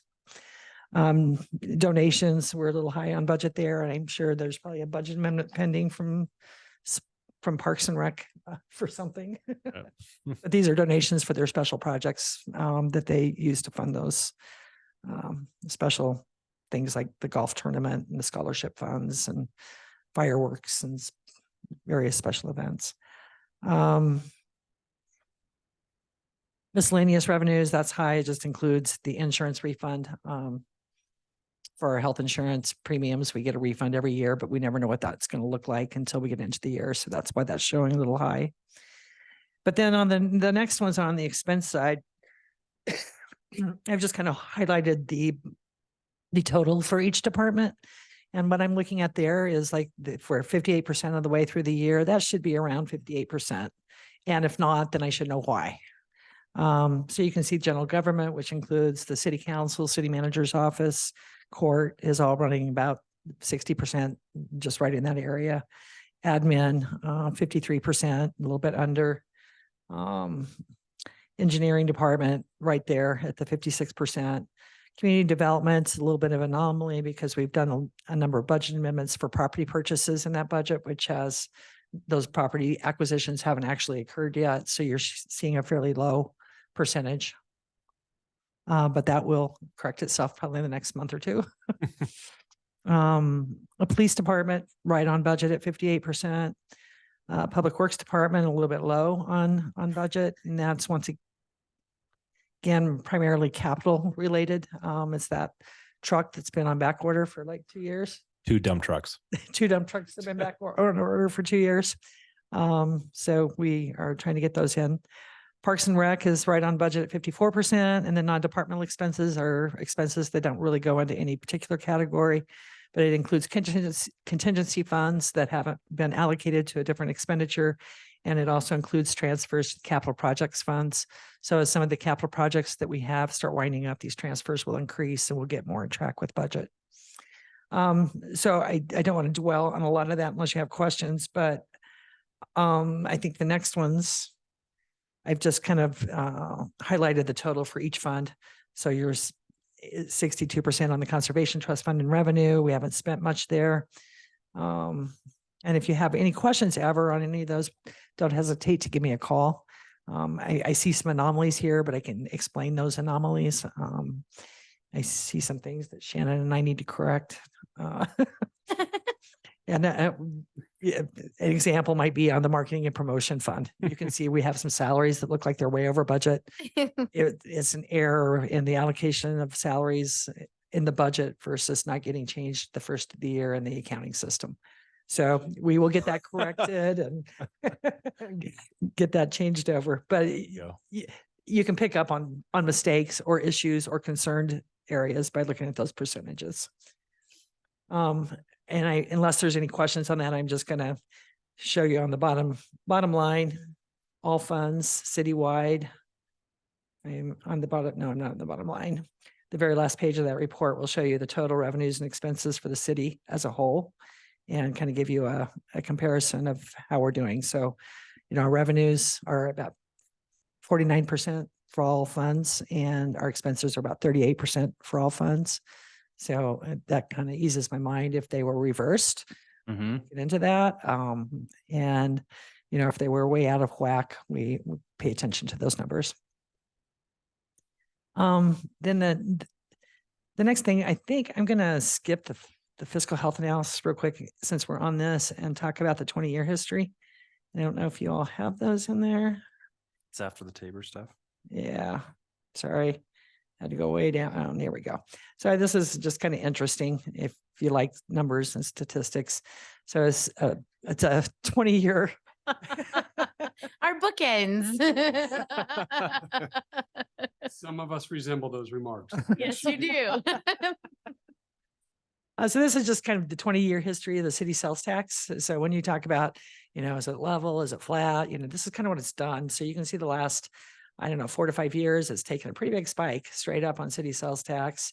It's a little slower, a little more, less exciting trends. All reasonable explanations for all reasonable what you're seeing there. explanations, but you can see it. And then But I know, Margaret, you guys have always done a good job of budgeting conservatively, so you don't plan on that same spike for the next year. right, you've kind of got to look at what's the conditions today, right? How long has the situation been going on? And Shannon's doing a great job of taking all that into account as well as the budgeting is looking at where things are and trying to maintain that conservative values. Because the worst thing is to come in and have to cut expenses because you budgeted more revenue than what you're taking in. Yeah. Or laying off people. Smaller. Yeah. The chart to the next side of it kind of goes back to your percent change in the city sales tax versus the CPI. So you can see your CPI is the blue line here. And then this is a percentage on the left and on the left side. It's not a dollar value, but a percentage. So you can see what that percentage change is in city sales tax as compared to the percentage change in CPI.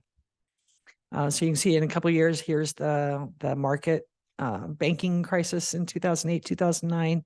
And we took a big dive there. We have what happened in 2015, 2016? A double bubble. What? A double bubble. The double bubble. Okay, that happened. But then you can see here, coming out of COVID, destination online sales taxes, all of those things and how we've peaked there on our trends. There's no lag in these numbers. These are. No lag? Okay. Yeah, no, it's CPI for that year and that year's sales tax revenue.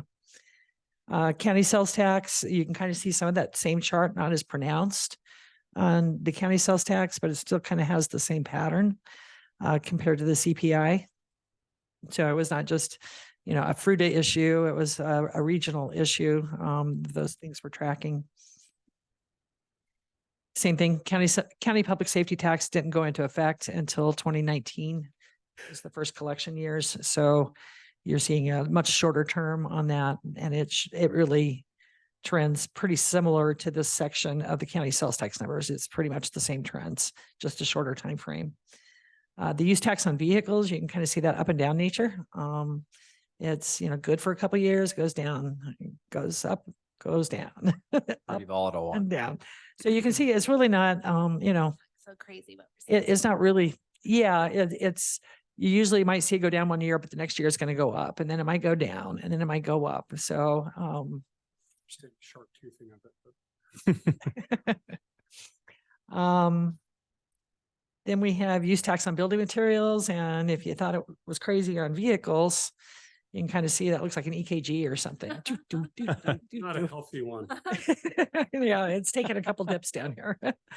But it really is one of the revenues that I've always said, No. this one is definitely conservatively budgeted. So when you come in and you look at the budget, and we budgeted $500,000 and we took in $1 million worth of revenue, it's like, oh, staff's not doing a very good job. That should have been a lot higher. But it really fluctuates a lot from year to year. And the best thing is, if you're going to operate on that money and spend money on that revenue coming in, this is budget at an even keel. If you get more, then you fund capital projects. If you don't, if you don't get that money, then you're not having to cut your expenses dramatically because it's so volatile. Lodging tax, you can see post-COVID, and everybody is itching to get out of their homes. And that trend is definitely a big increase. So then we'll go back real quick to the fiscal health analysis. And I think, when we looked at this is kind of in the packets with the financial statements. And I don't know if there were some questions on the ratios or not. Yeah. Oh, sorry. Oh, okay. I thought that was, yes, me. No, no.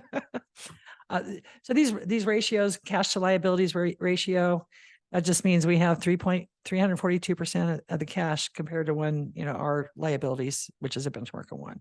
So we have more than enough cash to pay for our liabilities. That's declined a little bit from a high of 4.6 back in 2020, but we still have more than what is required. It's not necessarily that it's required, but more than is fiscally prudent. And to have. what's the more prudent amount? Like, what would be a strong expectation? What would be healthy to have as a minimum?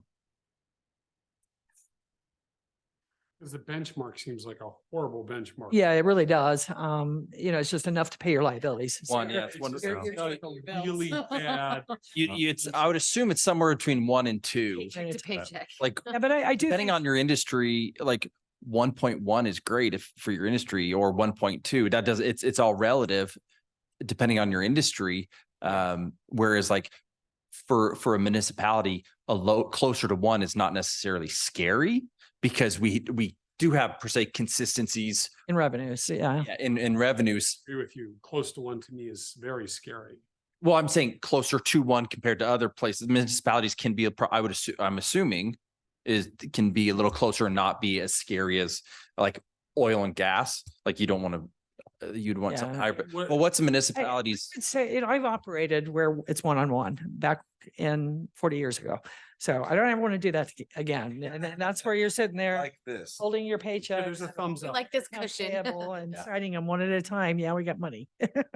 So yeah, one is not necessarily where you want to be, but I would think a 3 ratio gives you a lot of confidence. Yeah. Less than that is not bad.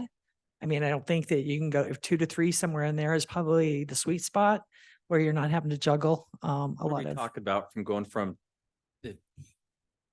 how much cash is in excess of 2? So we have 2 times the cash of our liabilities. If we had, so right now we have 3.4, or at the end of 22, we were at 3.42. What's What's that represent dollar-wise? It's 2. What's that excess cash of 1.42? What's that dollar amount? Because we're talking millions, right?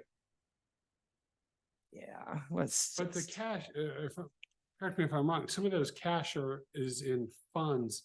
For instance, like capital improvement funds, where we're getting better at putting. Oh, yeah, there might be restrictions and 10%. all that kind of things. Right, so even though we may have the cash in the account, that cash is still earmarked for capital projects that may happen 3 years down the road. And I'm assuming that influences these ratios. Ratios too, just to see. Well, that was my assumption. Yeah. You just need to know if it's included or not. So this is kind of the numbers actually behind those graphs. Oh, you can't see it. So. How convenient. looking at the How numbers in the convenient. graphs. So our entity-wide cash and cash is 32.3 million. That's entity-wide, all funds. At the end of 12/31. 33. 32 million. 32 million. What do we have? You don't know what we have earmarked. Reserves. That's what they're- Or capital projects. Yeah, that's. Well, we do in the We have financials. stuff, yeah, different funds. So you have to remember that. There's certain reserves for the wastewater treatment that they have to have for stuff. There's different ones for community center. So. Yeah, everything's a little bit, But it's a deceiving number. Yeah. yeah. So the 32 million though is compared to liabilities of 9.5 million. So. It's just one ratio to look at as you go. I guess my question is how much extra cash do we have that we could, is there ability to expedite on a project or do X or do Y? Like, Well, keep in mind that our Tabor question says that we're going to spend any excess cash on capital projects and, or maintenance of those capital projects. And so, when we're bringing in that revenue, it's going into fund balance to be spent on future capital projects. And yes, definitely that is. And as I'm looking at this is the highest amount I've ever seen our cash balances or our unrestricted funds. But I'm also looking at some of your visions for the future and getting 19 road done, 18.5 road. You've got some high dollar projects, and it would be really nice if you could fund those with cash and not have to go to the voters and ask for a bond issue and a tax increase to pay for it. So, Are you seeing it right now? Is it looking that way that we're gonna be able to do that? Just depending, we're seeing that inflationary numbers kind of go up and down, but I think you can knock out some big projects with the kind of cash that we have. But keeping in mind, it's if that's what you want. I mean, you can do 10 smaller projects or 1 or 2 bigger projects. You do the 10 smaller projects, the 1 bigger projects, the funds aren't there for. So, it's your priorities and how you want to get those things accomplished. Either way, It's a good place to be. Yes. Yeah. Yeah, I mean, they calculated 5%, a little over 5%, right? Last number I saw was 3.5%. Mm-hmm. Just was reported. Correct. So, Right. But there's definitely value of utilizing our assets that we do have. And too much is a bad problem too. Right. Of course, I think you bring up a good point with some future projects that we have that are going to be pretty cash strong, like 19 Road, you're saying. I'm just laughing here because when I first got on council, I was like, oh, we've got all this cash and this is way too much cash. And start digging into the numbers. It's like, oh, these are capital funds. These are this. Funds. Yeah. You don't have 20 extra. Right. It's a deceiving number when you start to back some of that stuff out. And a lot of these ratios do exactly that. They combine funds, and so they're not looking at the bits and pieces. But it's a good overall picture of where we stand. And I don't know how to get my little screen back. Balance, I think, is a better indicator. Yes. Well, we have it. It's right. Yeah. It's just, So we've got it's that. coming down next. Oh, no. Shannon, oh, here, maybe. There we go. Was The problem There it is. also like yours. there it is. That's what I was looking for. The unrestricted fund balance ratio is the next one. I think this is a bad benchmark though. Yeah. And that's a That good one to seems have. Low. That's not the healthiest. Right. I don't Might be operable, but not healthy. yeah, I understand that why they're there. Sorry. what are you talking about? Benchmark, they're saying the benchmark. The is low. 0.25 benchmark seems low. Oh, yeah, Like for your. not oh, a, gosh. not a good healthy.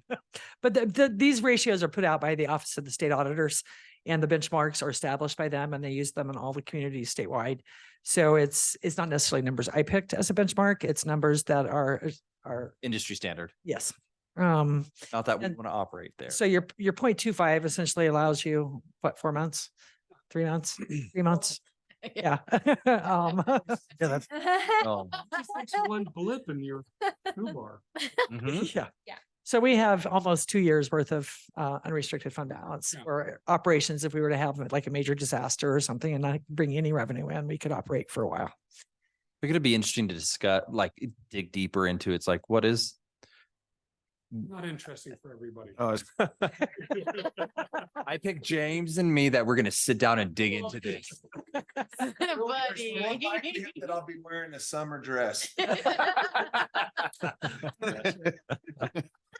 James, we're gonna put that in my next. Oh, Get a picture. All right, Margaret, let's keep moving. Okay. This crowd's, you're starting to lose them. Yeah, I'm starting to lose everybody. So debt burden. Good time on this. um, So this is for the I'm community not center holding my fund. head up yet. What was that? This is for the community service, the debt burden ratio. And this means that we have 5 times what we need We like that number. for payment of our bonds. So we have a very good coverage on our bond payments. One means that's your bond payment, and we have coverage that of all revenue sources in the community center fund, 5 times that. I will say, I think we're in that position because of how they handled COVID. Yeah. It was phenomenal. Yeah. Same thing, we had the wastewater treatment loan in the sewer fund. One means we have enough to cover the loan payment. We're about 300% of that. So we have enough to make the loan payment. Yeah, but that's total revenues. I mean, that's, you would have to cut back on expenses, operations, if you couldn't make that. Here's tax revenue per capita. So you can see, this is primarily driven by the destination source sales tax revenues that went into effect back in, I think, it started going into effect in 2019. 2020, COVID hit, everybody's buying online, destination source sales tax first full year, you're starting to see those numbers go up pretty dramatically. So we've had in 5 years, from 2018, $600 to $1,000 per capita in revenue. This is the one. That's a huge change. It is a huge change, but this is the one I had questions on, which is this doesn't include any inflationary Mm-hmm. adjustment in this number. No, this is the straight. So I'm now curious what this would look like. And I mean, I could run the. It'd numbers. flatten it out. If you back out inflation, I think is a better indication of burden per person. I don't know if that's the right terminology, but in 2018 dollars. What does Where- that? Yeah, where what we does that at work today? with to 10? Right. And I think you can kind of extrapolate a little bit with the next slide, the expenditures per capita. Mm, Yeah, that's. See a lot less dramatic trend there. And inflationary factors are impacting this as well. I struggled with this chart because in my mind, per capita and expenditure should trend this close to the same. Right. And what I wasn't seeing, Yeah. correct, They're pretty because this big. should also take into population growth. Yeah, I like the one that shows them together because you Yeah. can really see the. But that gap is increasing. Mhm. And really, this is a large part of that destination source sales tax revenues. And it's a significant part of that increase or the difference between your expense growth and your revenue growth. And that was not something I was thinking about when looking at this. Right. Yeah, so that does make sense why we're seeing that. The jump in 2020. The way I look at it, just because I'm an old timer here, is that we're finally catching up to where we should have been 40 years ago. We have always had kind of a minimal retail shopping area in Fruita where people are driving to Grand Junction and driving past the mall or driving past the food courts or whatever and doing a lot of their retail shopping there. We are finally starting to capture what our residents are spending for retail needs in the last few years that we have not captured in. As a retail store 35 owner, I years. could very much agree with that. Yeah, the last few years have definitely been a lot better than they were prior to COVID. So, and that's, the missed benchmark was the expenses because you shouldn't have an increase every year. We do have an increase, but that doesn't really concern me when I look at the revenue increase as well. If the revenues were taking a dive and our expenses are going up, that would be more of a concern. But I think while our revenues are going up higher and our expenses are still going up, even though it's a missed benchmark, technically, it does not concern me. I agree. Now that you talk about the destination sales tax, I feel more comfortable, so thank you. We want you to be comfortable, Matthew. Okay, first, No, I'm actually, that was sincere. He gets his feathers though. I'm just. Matthew, I didn't say it. It's from Amy, so just keep that in mind. but hey, you have a counselor. Got you, pal. I got you. What about this benchmark at 0? Yes. Hates that one. That is not comfortable at all. Operating margin ratio and is how much is added to your savings account for every dollar generated in revenues. So for every $1,000 I make, I'm saving $250 or something like that. Yeah. For every dollar is the 0, every dollar, and then we're putting 25 cents of that dollar into Oh, gotcha. Okay. Overhead, yeah. operation margin. Yeah. And it's great to, for a for-profit entity, you want that margin to be as big as you can because that's being direct costs in relationship to your revenues. You want to make as much money on any dime you can put there. 80% if you can. Yeah. And so, but of course, with the government, you want to have enough money to fund not just 1 year, but you got to be able to fund years worth of it. So it's looks great and healthy to me because you don't want to, as a municipality, we don't need to have margins of 80%. Right. We We need to cover just enough not a to private do the business. responsibilities of what We are a government should be. And governmental so, entity. yeah. We don't make widgets. Nope. Enterprise funds net position, our benchmark there is a steady or constant number, and we're pretty good there. This is primarily the sewer fund. The other enterprise funds really don't have a lot of fund balance to speak of or net position to speak of. So I think that's a good indicator. You said which for the sewer? Sewer fund makes up the majority of when you're looking at the actual dollars. Of course, we need a little bit of margin there just because Yeah, definitely. got to build up reserves to fund. And that's probably one of our funds that we pay the closest attention to because everything is so high dollar there. You replace a blower or repair a blower is 250,000. You put in aerators and it's 2.1 million. They're high dollar stuff, and it does not operate on a big cash margin by itself. General fund and those funds are doing much better than the sewer fund, so we try and keep that one pretty tight. And I think if you as a council might notice sometimes where we might have different attitudes staff wise, and a lot of it's based on the fund because you're looking at big pictures, but each fund has its own just little characteristics and what it's supposed to take care of. And so we kind of treat those a little bit different. It's not all a big box. Any questions? I love these ratios. Mhm. That's not sarcasm. I think these are just great. Yeah, we look very healthy. And have these discussions. So thank you. It really does help understand and paint the picture. Good. Right. I will turn it over to Shannon. Shannon, you're going over the overview. We need to have a motion to approve the budget or this report. Yeah. To approve this? Oh. Yeah, because we normally put it in consent agenda, so we need a motion to approve the July. I make a motion to approve the June June financials as presented. Second. All right, we got a first and a second. Any other questions about the reports and graphs and good stuff? All right, hearing none, would you please poll council? Thank you, Margaret. Eating a snack. Counselor Cry. Aye. Counselor Miller. Affirmative.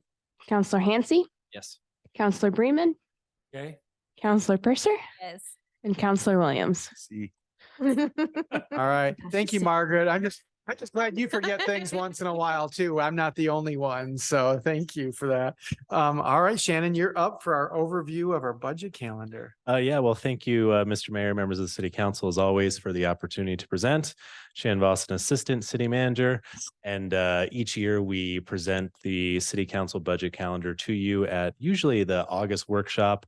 If you haven't looked at your agenda items for next week yet, it's going to be a very full workshop. So we figured we would take a few minutes tonight just to go over the draft budget calendar for 2024. So there are only a few dates on here. Our staff calendar looks much longer, and we've actually been working on our budget for several months now, whether our leadership team likes to or not. It's been a ton of work, but we are making some really good progress on it. So the dates that are important to this group, per our charter, we are required to have a draft budget to the City Council by the end of September. In the past, this has usually been the city manager's recommended budget, and then we present it at the workshop. Mike will go over that, and then we usually just go into presentations on topic areas or specific departments following that. So per our charter, we will present the 2024 draft budget to you at our September workshop. We are going to skip the first meeting in October for budget presentations. We did that last year. This group had something come up, and I thought it actually worked kind of well for us. So we're going to kind of keep that this year as well. So our first budget presentation to you after the proposed budget will be on October 17th. We'll talk about infrastructure and core services as part of our strategic plan. And then at the workshop in October, we will just have general discussion, get feedback from this group, and also review outside agency funding requests. Oh, so that's actually a typo.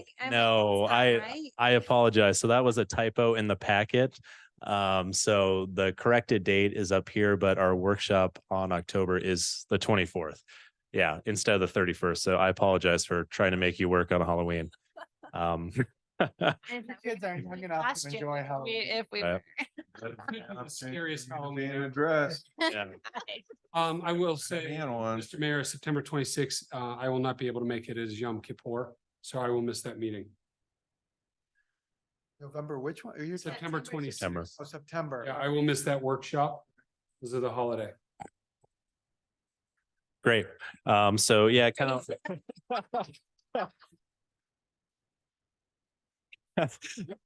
Great as in moving on to my next point, not great as in unrelated to that. Quality save, quality save. You did good. Oh yeah. Everything on that date, Shannon. We knew. That was awesome. Great. My apologies, Councilor Bremen. Don't worry, Matthew will be reporting back to Mike when he's back in the office tomorrow. I mean, we can sit down one-on-one anytime before then and talk about the budget. Good recovery. Sounds good. Cool. So after that, we'll get some feedback from the council from the October workshop. We'll have two presentations in November. The first meeting in November, we'll talk about quality of place and community wellness, and also discuss personnel and employee retention. And then our second meeting in November is our first public hearing. We'll also cover the final area of our strategic plan for the budget, economic health, and development overview. Our November workshop is usually reserved for any last second changes to the budget from the City Council. And then our budget is adopted in 4 parts. The first meeting in December, and this whole group went through that last year. So pretty standard. We adopt the fees, we adopt the budget, then we appropriate monies for the budget, and then we adopt, oh my gosh, I'm forgetting the 4th one. We adopt the mill levy. Thank you, Margaret. So yeah, that's an overview of the budget calendar. We were just hoping to receive some feedback if the council has any. Or not, we can continue on and kind of keep it. Yeah. Are we going to change the September 26th meeting? No, we're good. That sounds good. Is everybody? I mean, I can always meet one-on-one. Oh yeah. Hold up the process. Yeah. And we're always happy to do that. If anyone else is interested, we can always do that as well. How far, I missed the September one of last year. How what is exactly presented during that meeting? So basically, we present the whole budget, but mostly we cover the highlights from the transmittal letter. So most of the information, some of the big changes in each budget is covered in the transmittal letter to the council and to residents. So we covered that, a few other quick topics, but usually we just focus on changes from this year and the prior year. Yeah. Oh, good. It'd be helpful for me, like when we have these various, the intermediate ones, if I really loved your presentations. They were high level. They were, Right. it'd be nice if we can throw in some of the actual financials with it, because, you know, I Sure. think that was kind of a surprise that all of a sudden we go from this high level, more graphic look, and then all of a sudden we've got this huge packet that I printed out. No, I'm like, we found it valuable. That's my point. You're like, Gosh. I'm No. thrilled that he. but I guess it'd be nice to, it'd be nice if we can integrate some of the actual budgets into it. So when it comes to the Sure. very end, I think it would be a little more efficient for us to run through it, because we've seen the comparison, because we've got the graphical stuff. Now we got the hard numbers. And if we see at least a high level look, Right. then when we get to the end, we can definitely go through that 400 pager a lot. I think Right. way more efficient. Right. Yeah. A And beautiful 400 page document. I just want to point out, very rarely am I ever in a budgetary meeting where people are smiling. Okay? I just want to point that out. We've got it good is what he's saying. Yeah. We all. what I debated doing this last year. So as part of our budget, each revision we did update the packet. So we had the full budget in there. I could link to maybe the summaries for each department that we're covering in each presentation. So then from there, you can just look, hey, we're covering Parks and Recreation. Here's a link to their Parks and Recreation summary. Here's a link to the FCC line item summary, because we actually go above and beyond in providing those line item budgets. If you were to look at some of the other ones, they usually just provide the categories, how much they're spending, et cetera, and stuff. We give each line item for people to view and see. I appreciate that. I think that'd be great to have Yeah, that link, yeah. and then we can. And I think I did that maybe one packet last year. Then I was like, I don't know if anyone's using this, but I can do it again if needed. No, but I love it. At I look forward to budget season. Yeah, me too. I do. Meme right there. I might look the part, but I like it. And really the only other outstanding issue then is for our outside agency funding requests. We have began reaching out to all of our partner agencies about making a presentation to the city council on their requests. So I think those presentations will occur probably throughout September and October. So right now we have the chamber scheduled for, I believe, the second meeting in September, maybe the first. We've reached out. That's the second. Second, cool. We've reached out to GJEP. We've also reached out to Carl West Land Trust and a few others. So we'll kind of get those out. They'll submit their request after that. And then you can really dig into the financials, P&Ls, all that good stuff. Of course. Why is it the two boards I'm on are the ones coming asking for big dollars? Because you like the numbers. I mean, Yeah. it's a perfect board. Thank you, Shannon. I think we all approve that schedule, right? Everybody good with that? Yes. All right. You, Shannon. Now we're into our assistant city manager's report. So all the time I made up with that agenda item is about to be lost with the city manager report. So I have several items to go over, but they're all very quick. So I apologize, but I will get through these very quick. Okay, boards and commission mixer is next Wednesday at 6 p.m. We do have 25 board and commission members RSVP'd, and also 10 of them are bringing +1s. So if you want to reach out to your board members and encourage them to participate, it should be a great night, and also a good chance for all of our board and commission members to kind of mingle and get to know one another. I'll put on that note, Deb did email everybody today a list of all the different boards and who hasn't RSVP'd, and asked us all to contact anybody that's on our specific board. in the email inbox. Staff liaison on those, that Yeah. email as well. Yeah, yeah, and staff liaisons will also reach out. So yeah, we're doing it kind of round table style. So we're going to have 8 or 9 different tables. Each participant will get like 5 to 7 minutes. CR is finalizing timeline to go to each table. Each board and commission will have a table. We also have a training table, or as we're calling it, the fun table. We'll go over open meeting laws, core requests, and also conflicts of interest. I'll take that. Yeah. James wants the core request. Yeah. I just said it was the fun table and I'm. Fun good with table. that. I don't, Yeah. it's not. But it isn't the term fun a little subjective? Because Aaron finds budget meetings Sam fun. thinks working out's fun. Sam finds cardio fun. I don't know if I would go with the mayor's label of fun. Fun table. I did, yeah. So as part of every time I get a new board and commission member, I usually meet with them and then I talk like tourism livability is super easy. Hey, we're working on all these great projects, but I always end it like the last 10 minutes. Oh, by the way, we're subject to open records laws, open meeting requests. Oh, and you're subject to conflicts of interest provisions within the revised statute. So just going to cover all that at once. So it should be good. Cool. Moving on, FCC updates. Just so this group knows, this Friday, the pool will be closed for maintenance and the Fruita Community Center will be closed September 18th through the 24th for maintenance week. So we'll get that out on our social media. And also we're getting it out on our city link that will go out prior to that. New this year in the budget, we have mini events that the council approved. So we have 4 of those coming up, and I think they're going to be great additions to our special events and to our community. The first one is this Thursday. We'll have a game night at Civic Center Park, and then we'll have a second game night on Thursday, August 31st. In September and October, we then move over to movie nights. So on September 15th, we'll be showing Super Mario Brothers here at the park.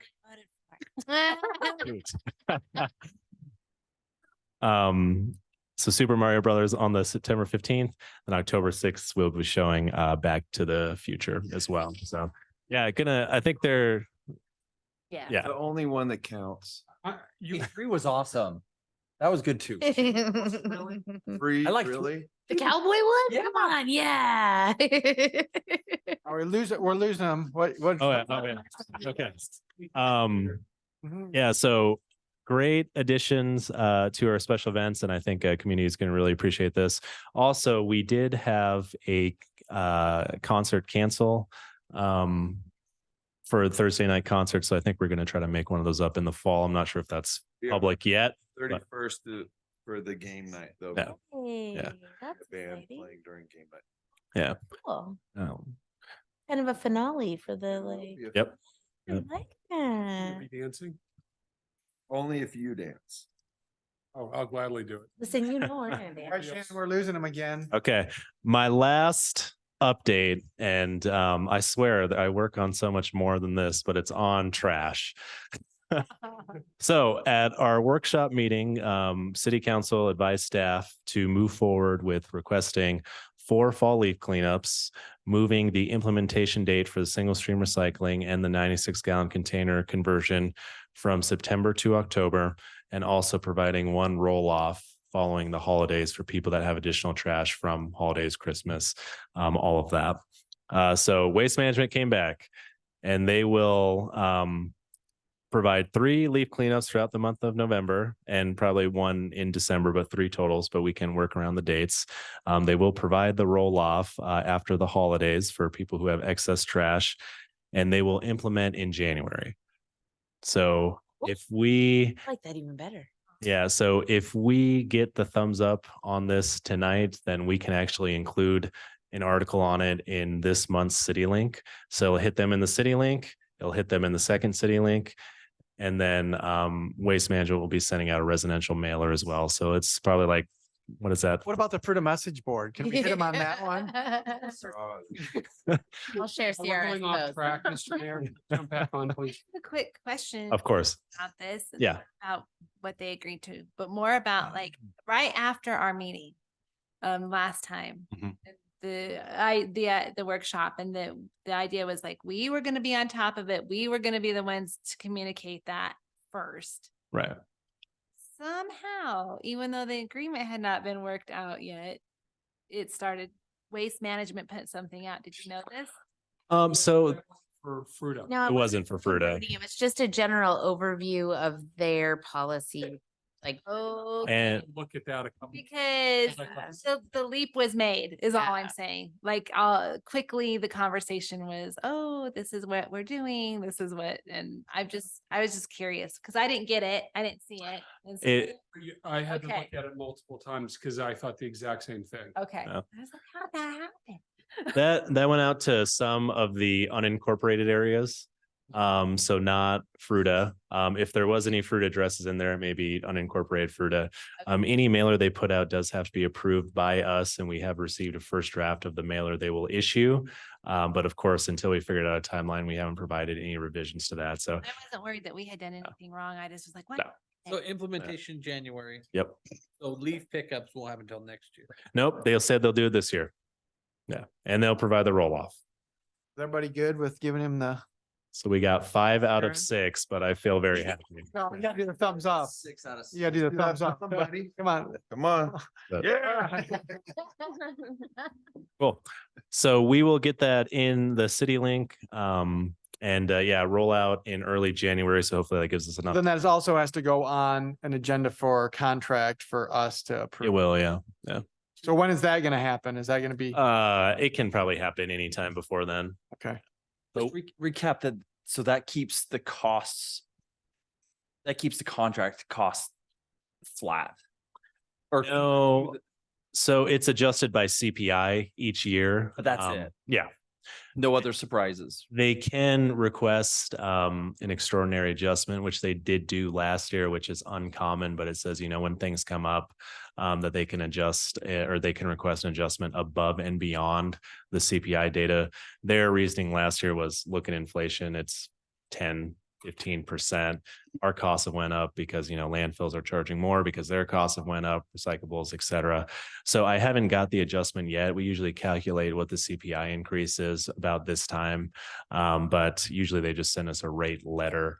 But so far, I think it should just be the CPI adjustment barring any additional extraordinary adjustment requests. Great. Well, the landfill is It's its own little mess. that could play into it. The landfill with some of the things that have happened is facing maybe like some financial hardship because they've lost some trash that usually is diverted to Mason County is now going out to Mac. So they have made a few requests of municipalities and stuff as well. But once we have more information on that, we'll share. But they could be increasing their costs to help offset some of the losses that they've received. That is it, Mr. Mayor and Council. Thank you. All right, well, thank you, Shannon. All right, which end, which bookend should we start on? Let's start. All right, let's start with Ken. Nothing for me. Oh. Thank you, Ken. Ken. All right, now we're gonna go over to James. So the only thing I wanted to comment on is I was at the Family Health West gala that they do every year. And I did talk to Glacia, who is the new foundation director there. And apparently the city didn't get a table this year and didn't sponsor the event like we normally do. You're talking about the Family Health West one? Yeah, for the No. gala. We don't normally do. We normally do the chamber is the only event that Do we not normally do any So- table or anything for that? The chamber gives us 2 tables, part of our sponsorship for the chamber, so. For Red Baron though, then we've never been involved. Past councils have said, okay, what events, the Okay. chamber ones in Fruita is part of our, the support that we give them, and so. We said we haven't wanted to spend. And I remember last year we didn't have one because we went with Cardinals. and Yeah, you we guys were did. There for the, yeah. You weren't there last I year, was trying to think like, oh, was it the year? but I was just curious. To me, I just noticed that Fruita was not represented there, and that's all I was bringing up. So it wasn't a complaint from them. No, it wasn't, but it was, and I remember talking to the new director of the foundation and she was hoping maybe that she could she's struggling with some fixing relationships and things like that in that. And anyway, she was hoping that maybe this year they'd be able to move forward with that. That was my big thing I wanted to say from this. Other than that, I'm good. I mean, at any point, if we have events that we feel as a council, we want to support, we always have that opportunity. So don't feel like. I feel like that one might be worth discussing because they are a huge part of our community and they're one of our That's largest not being there was employers. weird. It just Yeah. felt kind of strange. All our banks were there, all the, there was the District 51 table was there, everybody was there. I mean, there wasn't like, I don't know, there wasn't like a City of Junction table or anything, but it just seemed weird to me that we weren't there. It's part of a larger conversation, because what about District 51? Sure. They're also a large employer here. I mean, I think. Yeah. Right. It's a matter of what is the policy want to set on where we feel as a council needs to have that, right? I just some history on it, not that history can't change. No, we love history. Oh, that's what we want to know. The council at one time, not this council, but a formerly constituted council discussed this at length. And they felt awkward because once they would start doing a table, making donations to Family Health West, the Chamber of Commerce, the Freedom Monument Kiwanis Club, they're taking money, taxpayer money, and distributing it to special groups they felt were worthy, Sure. but felt awkward that was probably not the appropriate place for them to do that. That as individuals, they may want to contribute to a certain cause or group, but as using taxpayer funds to purchase some of the, and I think a lot of it also had to do with the dollar amount. Is it insignificant, $10, or is it $100 or $1,000? But I think, anyhow, like I say, that's not that you can't change that policy, but there was a policy and consciously thought about at that time and which ones they would participate in as a city council and not. As a reminder, and I don't know who self-funded versus did fundraising for their campaign, but if you did fundraise for a campaign, you can use those dollars that you raised for event tickets like that. Speaking of an upcoming election, yeah. Hey, what do you got over there, Freeman? Me too. So, just as a reminder. So he does have a pile of cash. Yeah.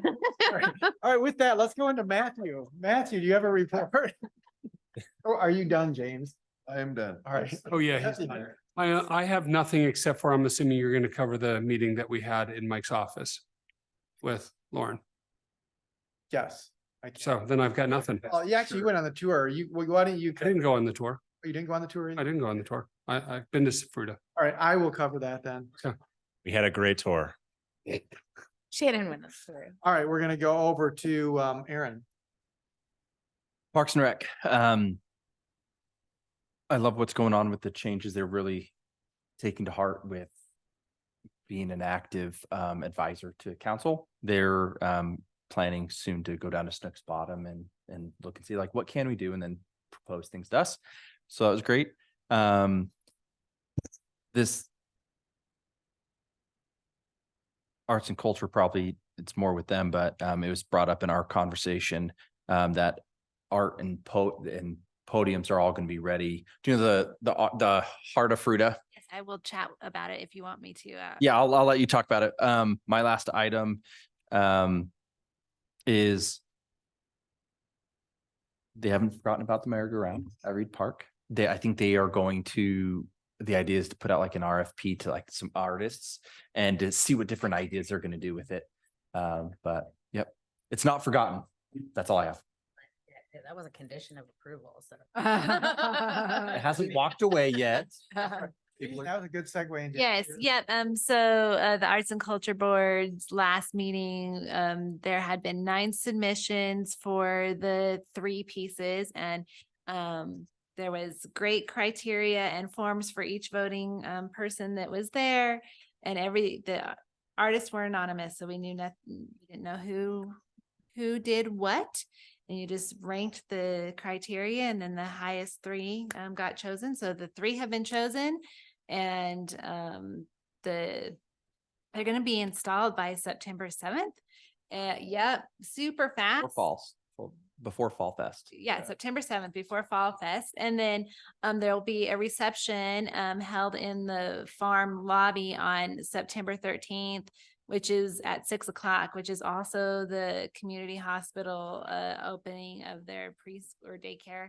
I just noticed that today, so that might be a little conflict for some of us, but anyway. Divide and conquer. Yes, exactly. But so that's happening, and the places that the art's going is one will be at Mulberry Plaza, one will be basically in front of Kim's Auto, where there's already a sculpture there, but that will be Rotated. rotated to somewhere else. And then right on the southwest corner of the circle. Not west. The east side on the south side. Southeast corner of the circle. So like By the dinosaur lone, there? so There's it's by the nothing lone there place. right now, I don't think. It's the east. It's just a little bit farther down, like Aspen. Interactive sound piece. was? No, across Across the street. across the south. street from. Yep. Maybe. It's by like country I don't think loans. but it's not there anymore. I think that already got moved. So nothing is there now. And so it was a fun process, and I think it was done very fairly. That's the main takeaway from that. And I think you guys are going to be happy to see what's chosen. I'm just going to let it be a surprise. Yeah. Is Mark the liaison for the arts and culture? Yes, he is. Okay, so that's why I'm here. I heard, Yes. heard Yes. he's excited too. Yeah. So that's why we heard it at Parks and Rec. Yes, and my other two boards meet this week, so that's it now. All right, Amy? Historic preservation met and talked more, well, kind of went over the presentation that was made to council, and just moving forward on the plaques. And then big focus right now is Fall Fest. So the history fair, and they said they'd be reaching to confirm with you that I told them, but I'm like, you should definitely confirm. Yeah, for cavalcade for the location. Yeah, so that's all I have. All right, well, I've got a few on my list. Oh. So Cops and Cars Car Show. I don't know what the total dollar they raised for that. It was what, about $9,000? They donated it to Special Olympics. Awesome. It was a great show. They had over 100. They beat their goal. Yeah. So that was good to see out there. Is that so nope, that was good to see. I don't know if any of you guys are going to the Senator Hickenlooper's August 21st town hall. It's at CMU. Should have been, I think there's email. I didn't see email. Sarah sent an email a little bit ago. Right. So inviting everybody, that's 6:30 to I think 7:30. On what day? The 21st? The August 21st. Yeah, they just sent out the email this afternoon. So there's that. one. I don't remember seeing that. It came out from outside. It wasn't, it's from Sarah at, Yeah, it didn't come to my for email. So if you've received it, please I'll forward it. forward it on, then Sarah McCarthy. Especially BCC'd it. I'll forward this on to everybody. It's got that. I'm going early. They're asking for one person from each community to represent the community for about a half hour before that. So I'll have Grand Junction and Palisade, and so I'll be there. And he's just more or less going to talk about what's happening on the national side of that. The other one, Matthew and I and staff members met with Lauren Bobert and her staff just to go over trying to get some more congressional spending for Fruita, for especially the bridges. I think that was That was the big one. That was a big one. $1.75 million grant to help. And there's a commitment within the House to reduce the money that comes from the Senate in the appropriations bill. So she's under pressure to reduce that spending. So it was our pitch to keep it in there. And to get her backing it for next year, because she's already backed all the ones she's going to this year. So that was one of the things, our ask was, are you gonna help support us? And she was wearing a Williams Brothers fan shirt. So, and then they did a tour. I know that went quick and fast, but I think they were very impressed, weren't they, Shannon, with what they saw here? Of course, yeah, we showed them all the sites as we could in 12 minutes. But we made sure to show her the bridge because that one will be going to Congress and the Reconciliation Committee. So if we could get funding for that, that would be very helpful, even if it is federal funding, because that would delay it a couple of years. But at the same time, it's a large project. So definitely had to drive over the bridge very slowly. Or her staff. That was 6 of the 12 minutes. Yep. Right. Driving across the bridge. So, I mean, that's always good to get some more exposure for us here locally. And then my last one, which is gonna be the controversial one I know with this group, is the phone call I got about the property rights with the cat. So, or with cat issue. And I know, I mean, we've got stuff we've partnered with for local. But I'm gonna call him back because I told him I'd bring it to council. His concern is that he's got neighbor cats coming into his yard, killing birds on the bird feeder that he bought and that's one of his joys in life. Him and his wife is, being able to see birds come into their yard and they'll be able to feed them, but having local neighbor cats come into their yard and kill those. And so, Approach neighbors about maybe a bell or there are devices that can be. he doesn't know which neighbor it's coming from. That's the problem. So it might not be an owned cat at Right. all. It might not be, right. And so that's the concern. His concern is like, okay, we have a leash law for dogs, but we don't, because he called the police department and they're like, we can't enforce anything. There's nothing to enforce for cats. There only is for dogs. So his ask is that as council, do we want to look at a policy? So the police would have some type of form of enforcement. That's his bigger thing. So Is that a workshop item to just? it might be a workshop item. So but that's why I wanted to bring it out because I want to be able to get back to you and say, hey, we're going to put it on a workshop. Or is everybody, the question tonight is everybody interested or I guess a majority interested in putting on a workshop? Because I mean, that's the challenge. It's not that I don't understand the concern, but I think it's an unrealistic What realistic solutions are there? solution. Well, and I mean, even just in his instance, if you don't even know where the cats are coming from, who do the police contact? Like who is he asking? Who's he been wronged by to? Yeah, how are they gonna What be? he's gonna If do, he go doesn't arrest- even, Yeah. if he doesn't even know who the cat belongs to, how are they gonna figure? Yeah, anyways, I get it, like, well, my own, yeah. Because I know we just talked about the drone thing. And it's like, oop, people invading your privacy. If this is another instance of, but how do you? A little how do you different than a enforce that? cat looking at your birds versus somebody with a drone looking at through your One window. with thumbs. Well, I mean. There's a slight difference. Come on and damage property. I'm not for a leash law. I don't think we could do that, but. I mean, He's asking for another something to animal coming enforce on it, your right? property and doing damage. It seems like we could put something in But there. if you know who the cat owner is, isn't there already laws in place to deal with that? No, there is. Not said for, Police no. cannot do anything. They can do if it's a dog. If it's a dog, they can enforce it. Well, no, that's a leash law issue. But if my dog, iguana, If your chicken assets do something Right. to someone. does something to somebody else's property, I am, But the birds are not his property. That's, okay. But I think though, So- but So I guess what Matt's saying though is that could be, we are addressing. If a cat came on your property and did something, well, that probably, I think Matt's saying least there's we're already a lot of addressing- that, and I think that is probably true. If like the cat attacked The person. question is, I guess, and- the question is, do we want to have it as a workshop?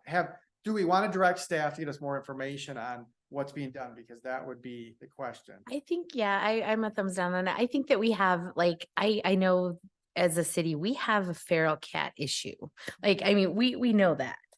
So if we're gonna focus some, time and resources toward that, I would much rather talk about like, how can we address that side of things? Like how to maybe like we did with the Carburn property, maybe once a year, we, sponsor a roundup or we offer some spay and neuter, type things. I just think like, how would we even approach that realistically? We talked about this, I don't know how many years ago, maybe 4 or 6 years ago. And a lot of the same conversation, Chief Kraus came and said, this is not a problem we can fix. We can't address this. And I think that we did. We talked about, we had another, an organization come in that was essentially they pick up the cats and what they'd spay and Spay and neuter. Yeah. so it was more like our solution was sort of partnering with these groups. I don't remember all the details, but it was very much. Feral cats, though. It's. But it was very much about like, you know, cats, other people's cats in your yard and leash laws came up and stuff like that. So this conversation happened, different council, but ultimately we arrived at that. So I'm just asking council because I told him I'd get back. Of course, His of concern. course, yeah. You know, what can we do to help enforcement? Because that's his big thing is. I hate to have you have to go back and go, no, nobody cares about your issue and they just. Put it that way. Can we ask? Wondering if there's a way we can piggyback off of what Ken is saying, maybe we can revisit that program again and say. There wasn't really much that we could do with this exact thing, but it did bring up the overall topic and we're gonna revisit. Chris, it's Can we- not gonna- Can we ask him to be like, But at least. we're not brainstormed initially and just say, hey, we didn't have any like awesome solutions. We talked about historical or a few years ago, they had an extensive conversation. If you have any solutions, we'd love to see them. I think that's. Shannon was gonna say, I don't know when the last time we had that organization. Yeah, so they actually presented last year and the council update or increase their funding for this year, especially with everything that was going on at 535 West Aspen. So I would imagine that they'd apply for outside funding again, and that could be an opportunity. You could talk with them about are there other areas or other things we could do? That seems like a great group. Grand Valley Pets Alive. Grand Valley. Grand Valley Pets Alive. Yeah, and I think they've been able to hand out a ton of those vouchers for Fruita local. Hey, it's And I not guess easy to. Look into the legality of animals ruining stuff on your property. I don't know, just. They ruined the bird feeder. That's one thing, but if they're killing wild birds, I don't know. I mean, we put in there that you can't harass wildlife with a drone. I mean, we could make a law that says you gotta keep control of your pets so they don't harass wildlife. I mean, So if it's somebody's pet, not a feral cat. Just wondering, like, where is this bird feeder that these cats can, like, normally bird fingers are like hanging. some are on posts. The cat is just. Well, usually Ooh, you just set those at. Free lunch. Yeah. I think you go back and say, hey, we've looked at this in the past as a council. They didn't find any solutions at that point. If you have any, bring it forth and we can consider looking in further into it. Past, because he's asking for, what can council do from me today? So past doesn't matter. Well, Past matters who's sitting here. Right. Maybe it starts like he can bring solutions to us and then we can maybe go forward. See, I'm challenged with that because it's like. Or are you just, No, are you no, looking to say no? I'm challenged because it's like, okay, wait, no, you just bring us a whole bunch of solutions that you feel. And I think we do a better job if we say, let's get hold of Grand Valley Pets Alive and say, what is your solution? It's not, it might not be a direct solution, but Right. at least we're taking it serious and we're doing Thank you something for that. bringing this to will our attention. Right. We Yeah. realize that there's a cat problem and we are going to readdress an overall community problem Yep. with the overpopulation of cats and feral and specifically. And then you could say, if you figure out who the owner of this particular cat is, please let me know. And then we can address that, talk with them. Let's go to the police. If you know the owner of it, that's Well, please. There's a difference there. I mean, you could have a conversation. So I just, my goal was, he specifically called me, and when anybody calls me, I Yeah. address Yeah. their concern. Yeah, oh yeah, and we're Did not, you we're get not the upset that direction it's you here. needed, Mr. Yeah. Mayor. Yeah, I got the thumbs down.